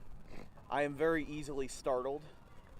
I could be looking straight at the starter pistol, and it would still scare the you-know-what out of me. 2-0 from Evan Gonzalez, the junior right-hander, facing...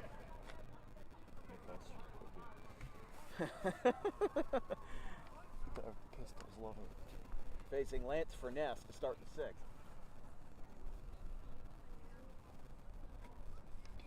Furness rockets one out towards right center. Going in and making the catch is Ethan Craig. One down.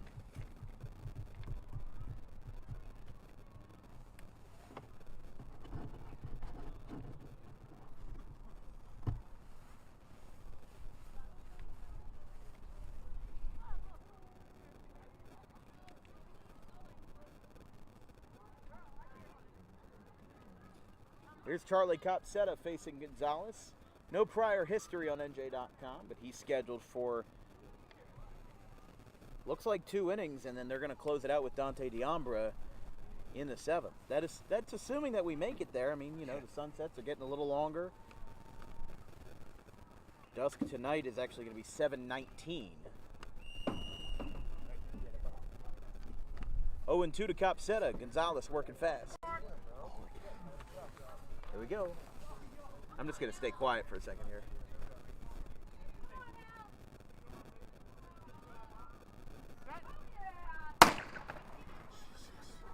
That time I was looking straight at it, and like a big boy, I didn't get scared. The 0-2. Swing and a miss. Copsetta down on strikes. If there is the definition of a scaredy cat, that's me. You know, somebody will turn the corner, you know, going into in or out of a hallway, and I'll jump out of my skin. I did that to you when we were doing one of the games up in that big press box. Yes, you did. Yes, you did. Came out of the dark. I'm very easily startled. And it doesn't help when people are shooting guns right behind me.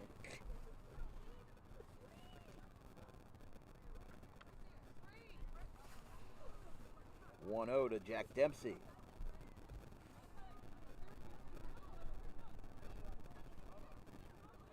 That's why we have a spotter here. Fouled back by Jack Dempsey. Oh, here we go. 1-1 the count. Yeah, they decided to run all the events right behind me. They know my weaknesses.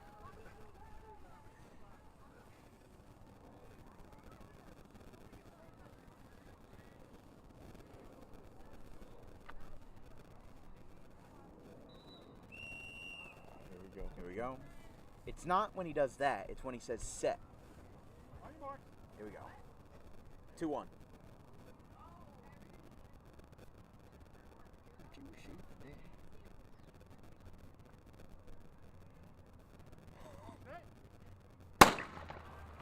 There we go. 3-1. I just have to look straight at it, you know. Which is the opposite of like when I donate blood or whatever, you know, you can't look at the IV going in.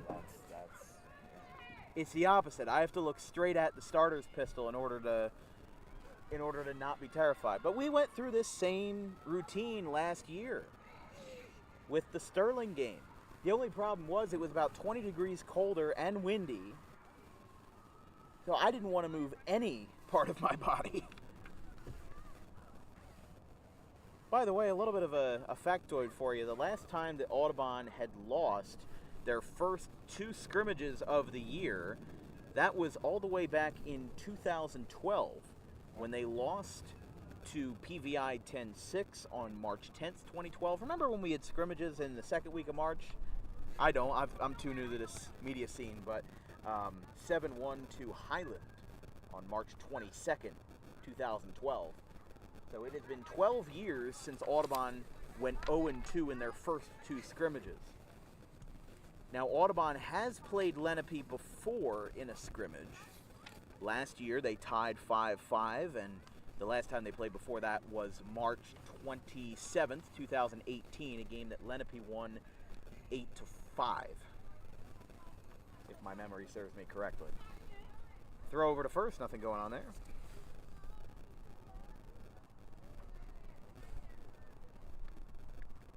I apologize. Lenape won not 8-5, 9-6 in March of 2018. That was the year where they also lost to Woodstown, but beat Gloucester City. That was the last year before they joined the Colonial Conference, moving over from the Tri-County. Here's the 0-1. There's a strike. On your marks. 0-2.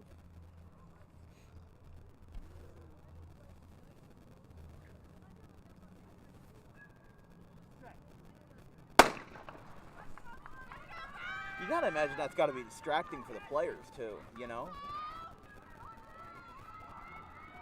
Swing and a miss. Throw down to second isn't gonna matter, except unless you want to get a fourth out. Side is retired. We go to the bottom of the 6th, 11-9. I'm sorry, top of the 7th. Where are we? Where are we? I'm losing track. It's 11-9.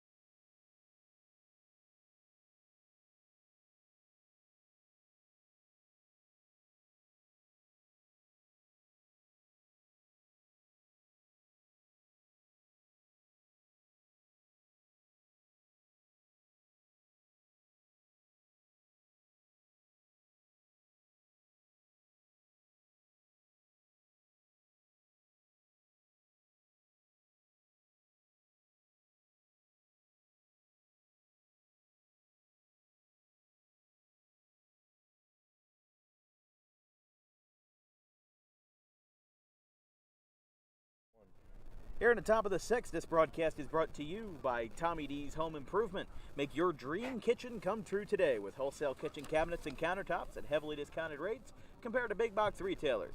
Visit today at 612 Creek Road in Belmar, next to the 42 on-ramp. New pitcher for Audubon, number 1, Trevor Donnelly, the younger brother of Rowan track and field athlete Taylor Donnelly, and class of 2027 right-handed pitcher. His first hex against Lenape. It's a curveball up high at the letters, and it's 1-0 here in the 6th.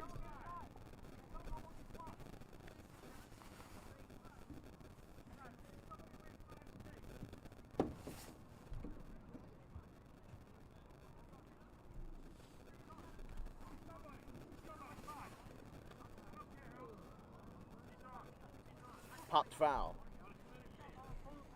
2-1.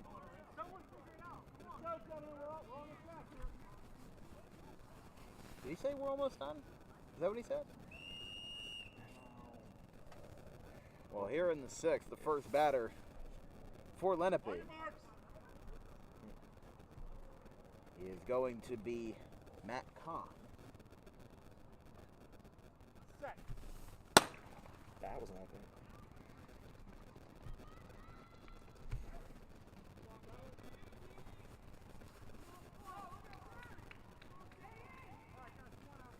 Gunpowder he's got.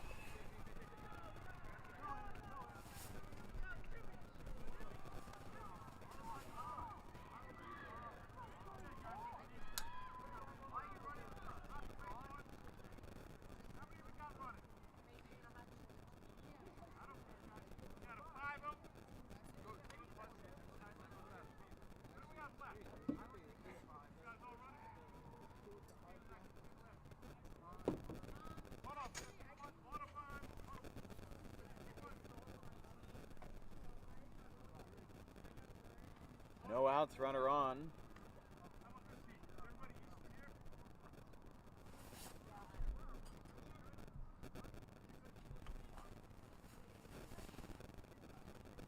Jake Dengler on first base.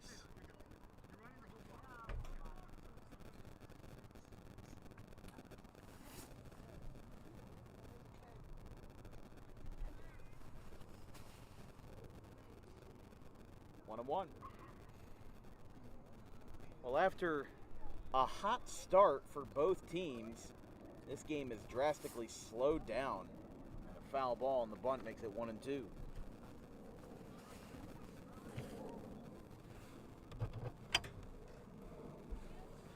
As we said, this is the third scrimmage that these two teams have played against each other, dating back to 2018. Audubon is 0-1-1 in those two that we've played so far. On your mark.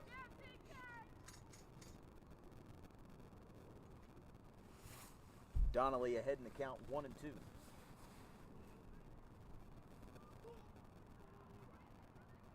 Oh. That one skips in the dirt, going down to second base. And it hit the runner on his way down while he was sliding, but he is in there with a stolen base.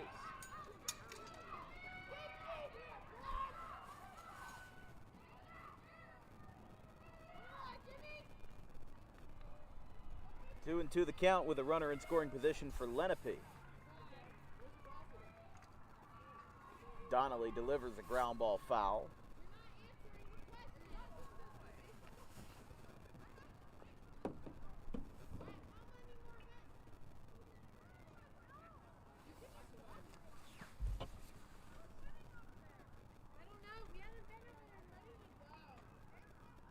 So Ethan Craig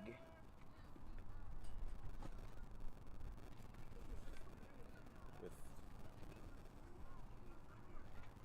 Dengler out there.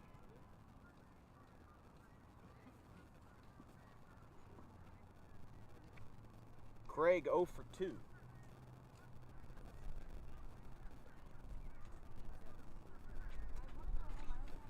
High chopper back to the mound. Donnelly throws. It's in time. Dengler moves to third. There's one away.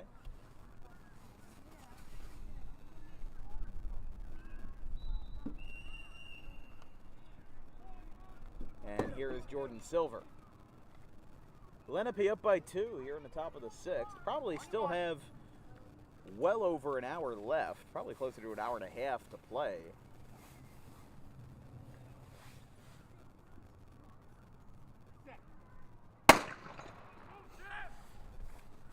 I'm getting a little better, especially with the track official being behind me. I can hear on your mark, I can hear set, you know. It makes it a lot easier for me when I can hear them and I'm not caught off guard.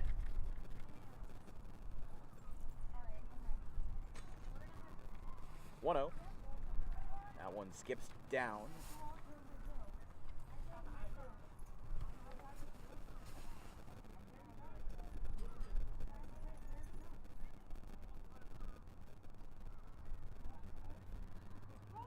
Two 0 the count from Donnelly. Fouled back. Trevor Donnelly, one of the freshmen, class of 2027 on the baseball team this year. What do you think the 4x100 is going off? Boys 16. Boys 16. Split up the girls and the boys. So we'll go boys 16, 4x4. And I think Ground ball.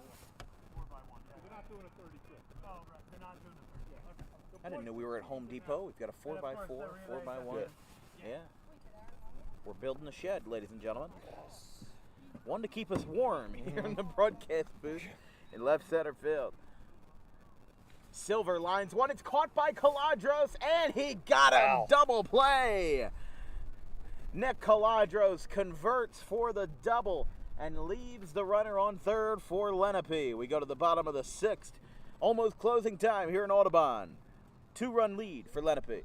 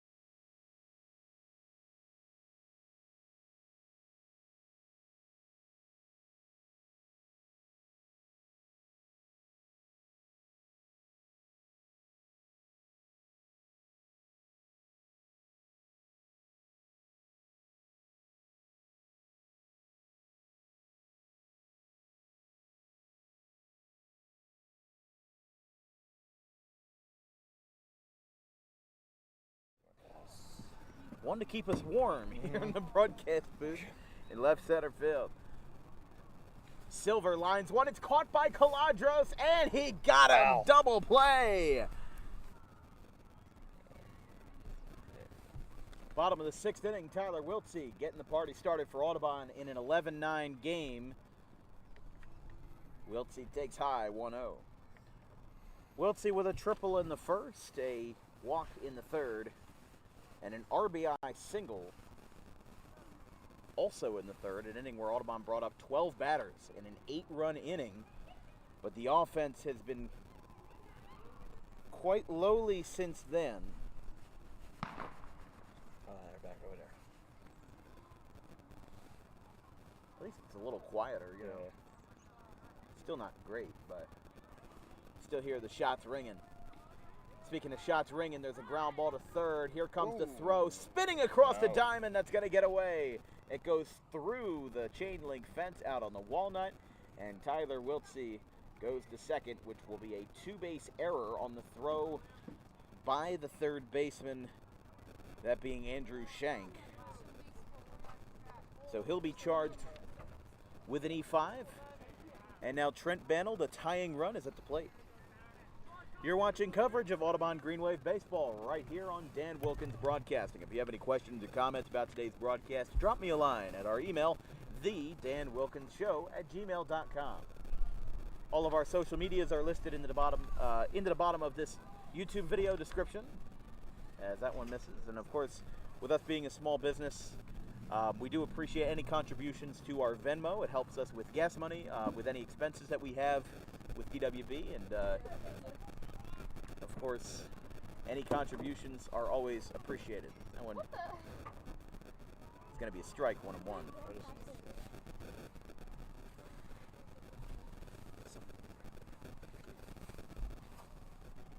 Bannell, the tying run with Wiltsey on second. Time is called. Gonzalez throws the pitch anyway.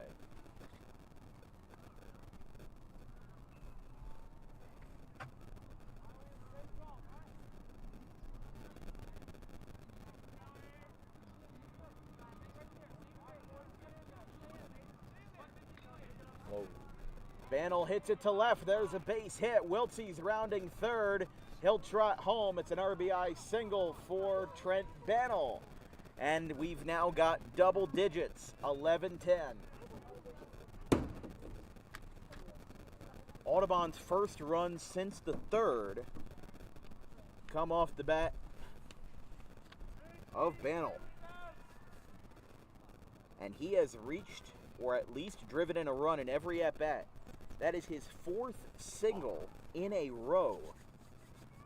So he is 4 for 5. The only exception was that sacrifice fly to drive home Wiltsey in the first. There's a base hit, Ryan Zimmer. That one goes out to Ethan Craig. Barehanded, Bannell the third. He stops there. And now the tying run is 90 feet away. Base hit for Zimmer to put runners on the corners and ducks on the pond for the Green Wave. Still looks like the track meet's going on behind us. I think they're running the distance events, which is why everything's a little more spread out now.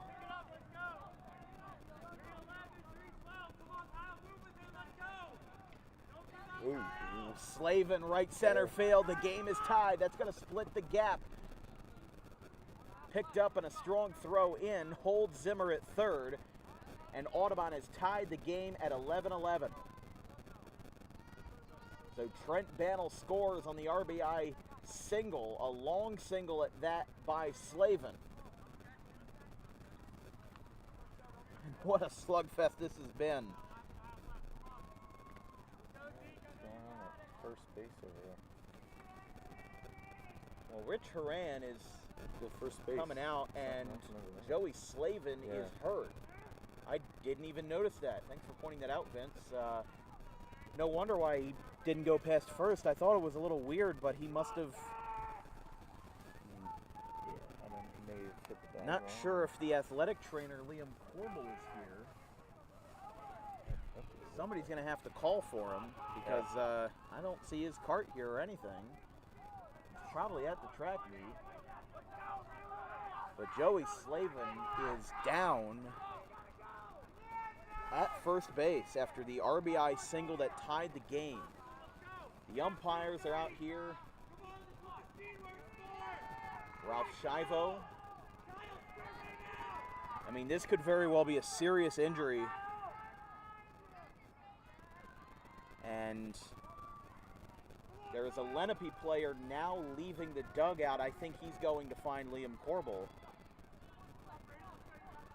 Because this does not look good. Joey Slavin is down at first base, and for a senior like Slavin, I was going to say, I think that Corbel, the athletic trainer, is probably at the track meet, and they're going to have to find him.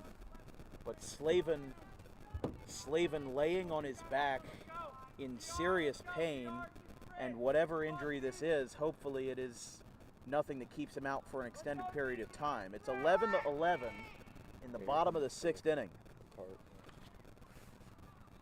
Again, we were tracking that ball as it went in right center field when he got the RBI that tied the game. And now they have brought out the golf cart, but obviously with him still on the ground, they are going to try to support him. And he is going to enter the golf cart.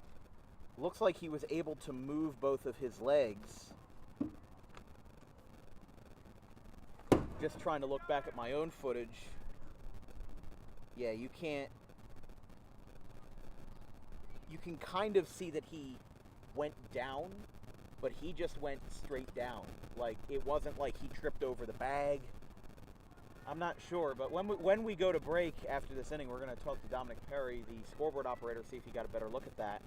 But Rich Horan walking back to the dugout, and again, whatever situation this is for Mr. Slavin, hopefully it is nothing too serious.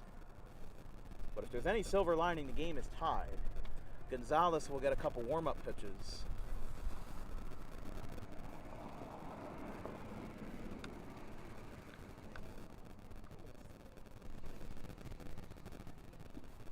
And you really feel for Joey. He is a lifelong member of the Audubon baseball community, and he has been a vital part of this baseball team, you know, ever since he was a freshman in 2021.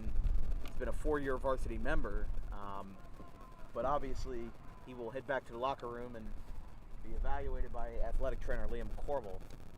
Again, his attention, I mean, the cart, I actually just saw it. It's if we look out in right center field, you'll see there's the cart out there.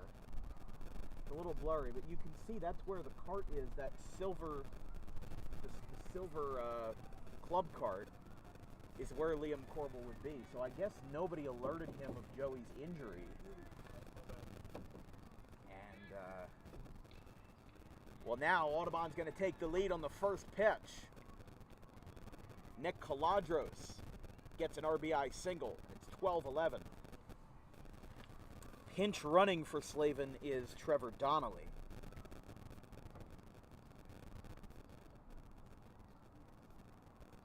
But you really feel for Joey, and the contributions that he's made to this Audubon team are some of the best out of all 2024 seniors, and that just hurts your heart to see him go down like that. You know, he went by us a couple minutes ago, excuse me, in the golf cart, and he just had both of his hands in his head, and obviously very emotional and very distraught about the fact that this could very well be a serious injury that sidelines him for a while. Ground ball on a bunt, and Furness is retired. But the sacrifice is successful, and that moves Donnelly to third and Caladros to second. And pinch running for, actually no, there's going to be no pinch runner, so that will be Copsetta now. Man. Audubon leads by 1 in the bottom of the 6th, a 3 spot, as it's now Charlie Copsetta takes a first pitch strike. There's one away, 2 runners on.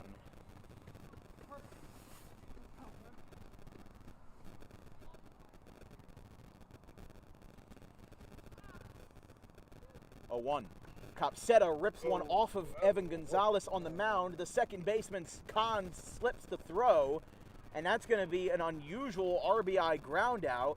Copsetta gets the run home, but a couple of Lenape players got tripped up, and it's 13-11. That is a total of, let's see here, that's a total of 24 runs scored between these two teams this afternoon. That is going to be scored as a single RBI, not a single, but just one RBI on a 1-4-3 ground out. And here's Jack Dempsey. He is 0 for 3. Dempsey lifts that one in the left for his first hit. Scoring. Oh, now the throw gets away. But scoring is, or I guess nobody scored. No, no one scored. I'm sorry. I saw Bryce Dempsey covering home plate, and I thought that was the runner that had scored. But Trevor Donnelly. He stopped for some reason. Yeah, I don't know why he stopped, but looked like it would have been a good play to make. But now runners on the corners. Caladros on third. Jack Dempsey on first. Now here's Bryce Dempsey, who lifts a fly ball out to center. Rhodes is there, and that will retire the side. Audubon puts up 4 more. They've got 3 outs to defend their 2-run lead. We go to the 7th, 13-11 in favor of the Green Wave.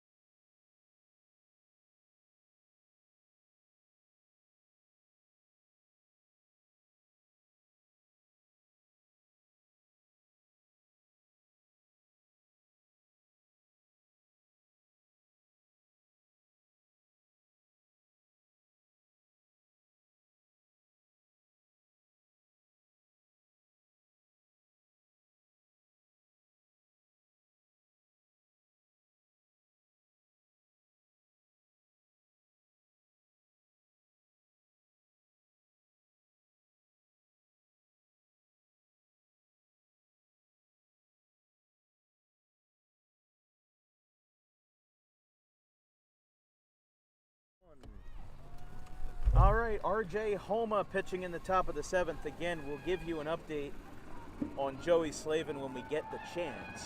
But right now, Audubon's job is to win for their teammate and to take this one 13-11, or at least keep the ball moving. But a total of 24 runs scored between these two teams today. It has been a wild one. Yeah. As the first batter has a big swing and a miss. got ahead of that one for Kari Rhodes. So it'll be Rhodes, Hunter, and Diambra. Diambra was scheduled to pitch in the 7th inning, but if they don't score 2 runs, then we're not going to get there. So RJ Homa, though, the new pitcher and junior here at Audubon, behind in the count 2-1. This is his, as far as I'm concerned, his first varsity pitching appearance, but of course games don't count yet, so hot shot by Kari Rhodes. That one skips in the right field for a base hit. And Rhodes gets aboard to put Lenape in business to start the 7th. So now we turn it over to the top of the order after Kari Rhodes got his 3rd single of the day. Actually, he had, a double, a single, a walk, and another single. So for the 5th time today, trots up to the plate, the West Virginia commit Grant Hunter. Whoa, that one sails. Rhodes goes down to second. The ball skips off of Dempsey. That one hit him right in the face.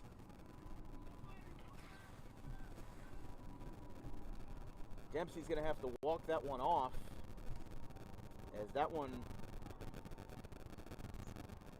hit him right in the face. Yeah, they didn't even notice he was hurt at second base. They were about to just continue on, and yeah, Dempsey took a shot straight to the face. It looks like he's going to return to second and will go to play without issue, but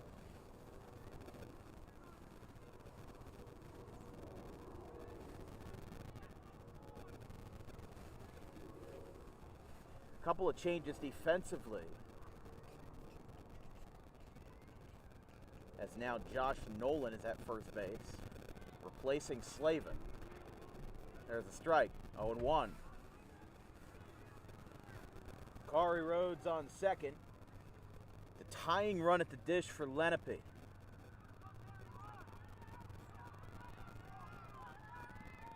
That one misses. Rhodes holds at second.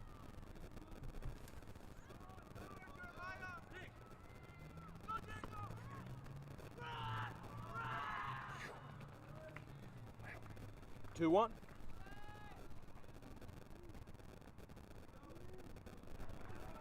Strike 2. Homa looking to get the job done. Here versus the Indians in a 13-11 game. Swing and a miss. He got him. Holds Rhodes at second. And the batter is retired now for Grant Hunter. So I apologize, Grant Hunter was not the last batter. Now we go back to the top of the order. Grant Hunter, 2 RBIs, a run scored, 1 for 4 this afternoon. 1 out, and Grant Hunter is the tying run. Takes a curveball for a strike, 0-1. That might be Homa's best pitch, honestly. The curveball got a little bit of sweeping action, mostly a 12-6, but it's a mix of both. And that's what makes it good. He's got a quick delivery. But plays like that, there's a ground ball. Wiltsey throws the first in time, got the soft contact, and we're down to our last call. 2 outs, top of the 7th. And Grant Hunter now with a 1 for 5 slate tonight with Dante Diambra, possibly the last chance for Lenape. He is 3 for 3 with a walk, 2 singles, and a 2-run double earlier in the game. That one misses inside.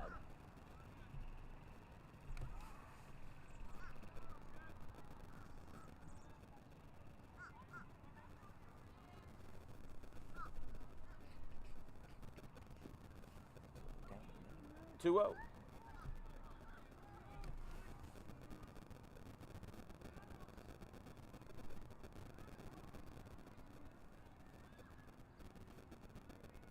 2-0 pitch. There's a strike to Deambra, 2-1.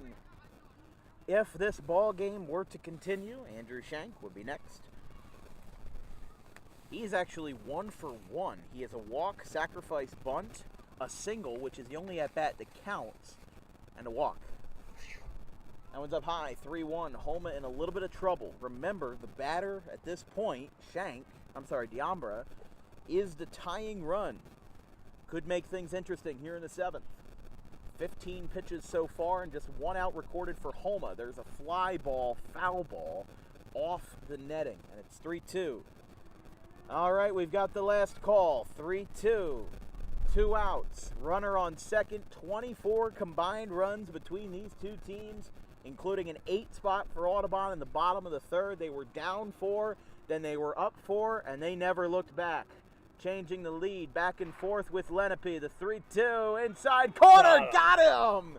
RJ Homa picks up the save, and a 13-11 win, Audubon's first scrimmage win over Lenape in their 3 games. Their record now 1-1-1. They tied them in 2023. They lost in 2018.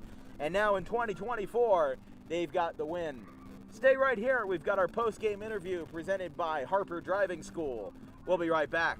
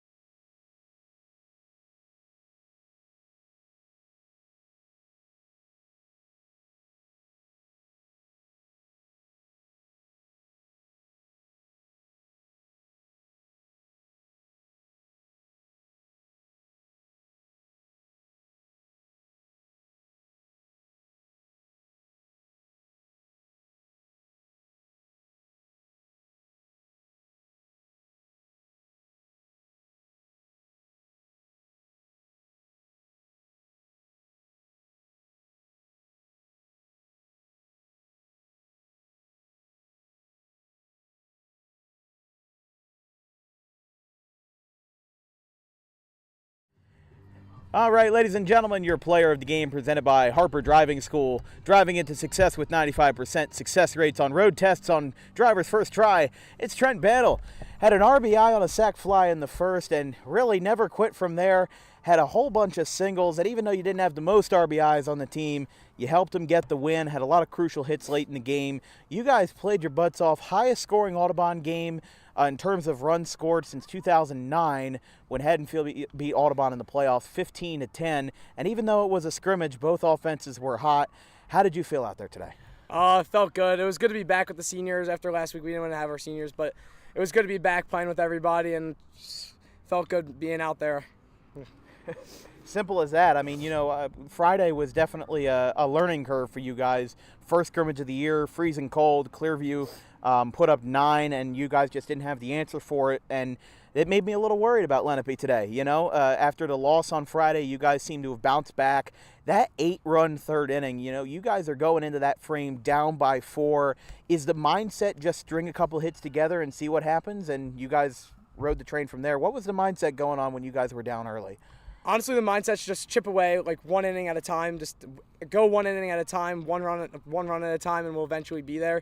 If we chip it away slow, but we're getting there. If we do that, then we're unbeatable. It's gonna be hard to beat us this year if we're gonna chip away like that, how we just did in that inning. And that's what makes teams great, is battling through adversity, even in a scrimmage. Because think about it this way: if you're down 4 in a scrimmage and you handle it like that, apply that to a sectional final, apply that to a state championship game, and you might have the same result. But, it's always been hard to beat Audubon. It's always been hard to beat them, and you're now seeing in your third year here a lot more production at the top of the order. You batted second today. That might be something that sticks in the regular season. You were behind the plate a little bit. You played a little bit everywhere, especially in these first 2 scrimmages. You've really been all over the diamond, and you've been settling into that catcher position pretty well, too, with Zimmer on the hill. With you and Zimmer both being catchers, what's the camaraderie like between you guys as both being catchers out there? Well, Zimmer's obviously better than me, definitely. So I wouldn't say I'm going to take a spot anyway, but it's just accepting my role. The coaches tell me a role, I'm going to accept it, play it, work on it at practice, and do anything I can to be better myself for it. I caught a little bit last year, just had a rough time catching, but this year I'm coming back stronger. I'm going to get training more, get more work at practice, and it's going to come better this year and be able to catch whenever they need me. I'm going to catch. Well, it might be a position that you might have to get used to in 2025 with Zimmer being a senior this year, but just for the team in general, you guys really knew how to battle through adversity. I think that was the main theme of this game. They put up 11 runs, but who cares? You put up 13. Might as well be the same as a 3-1 game, just a little bit more offense on both sides. You guys have seen a lot of new players out on the field this year. Trevor Donnelly at second base, and he pitched a little bit today as well. RJ Homa getting the save. You guys have seen a lot of new players enter the diamond, especially Connor Chester down there too. Are you confident that this team is going to replicate the same success that they had last year as a sectional finalist? I totally agree. Everyone works. If someone saw the way we worked at practice, they would be amazed because how hard we work. I mean, we deserve it out of any team in the state, honestly, how hard we work coming in early. And every time, it's right there in front of us, and we're going to take it this year. And there's no doubt in my mind that we're not going to be able to get it. And I think it's going to be a challenge, but we're going to get it, definitely. Well, high praise and high confidence from Trent Battle, Thank you. Your player of the game, presented by Harper Driving School. And he'll probably get the scraps of the cleanup after we stole him for a little interview. So here's the deal for the remainder of this week. Thursday is Audubon at Triton Regional High School in Runnymede. But it's probably going to be a rainout. So if the game gets pushed to Friday, we will be covering, that is a locked in that we're covering ACIT at Gloucester City on Thursday the 29th. If it stays on Thursday, we'll cover both. But right now, the plan is ACIT in Gloucester on March 29th on Friday. And then on Saturday, March 30th, we've got the Lehigh Carbon Community College Cougars and the Camden County Cougars squaring off in a doubleheader of JUCO baseball from Blackwood. That's all for us. So if we don't see you until Easter, have a wonderful Easter weekend. Have a wonderful Easter break. For some, we may not see you until Tuesday, April 2nd on opening day, and for some, we may see you Friday or Saturday. We'll see how it rolls. But But that's all for us today. From everybody here at Dan Wilkins Broadcasting, my social media coordinator, Anthony DePalma, our graphics crew, Gavin Van Rel, Caleb Lane, and Liam Nolan, my understudy for today, Jacob Steidler, my producer, Vincent Vogt. I'm Dan Wilkins. We will see you Thursday, possibly Friday, depending on how Mother Nature holds up. But the final score tonight, 13-11 in favor of Audubon here in scrimmage number 2. Have a good one, folks.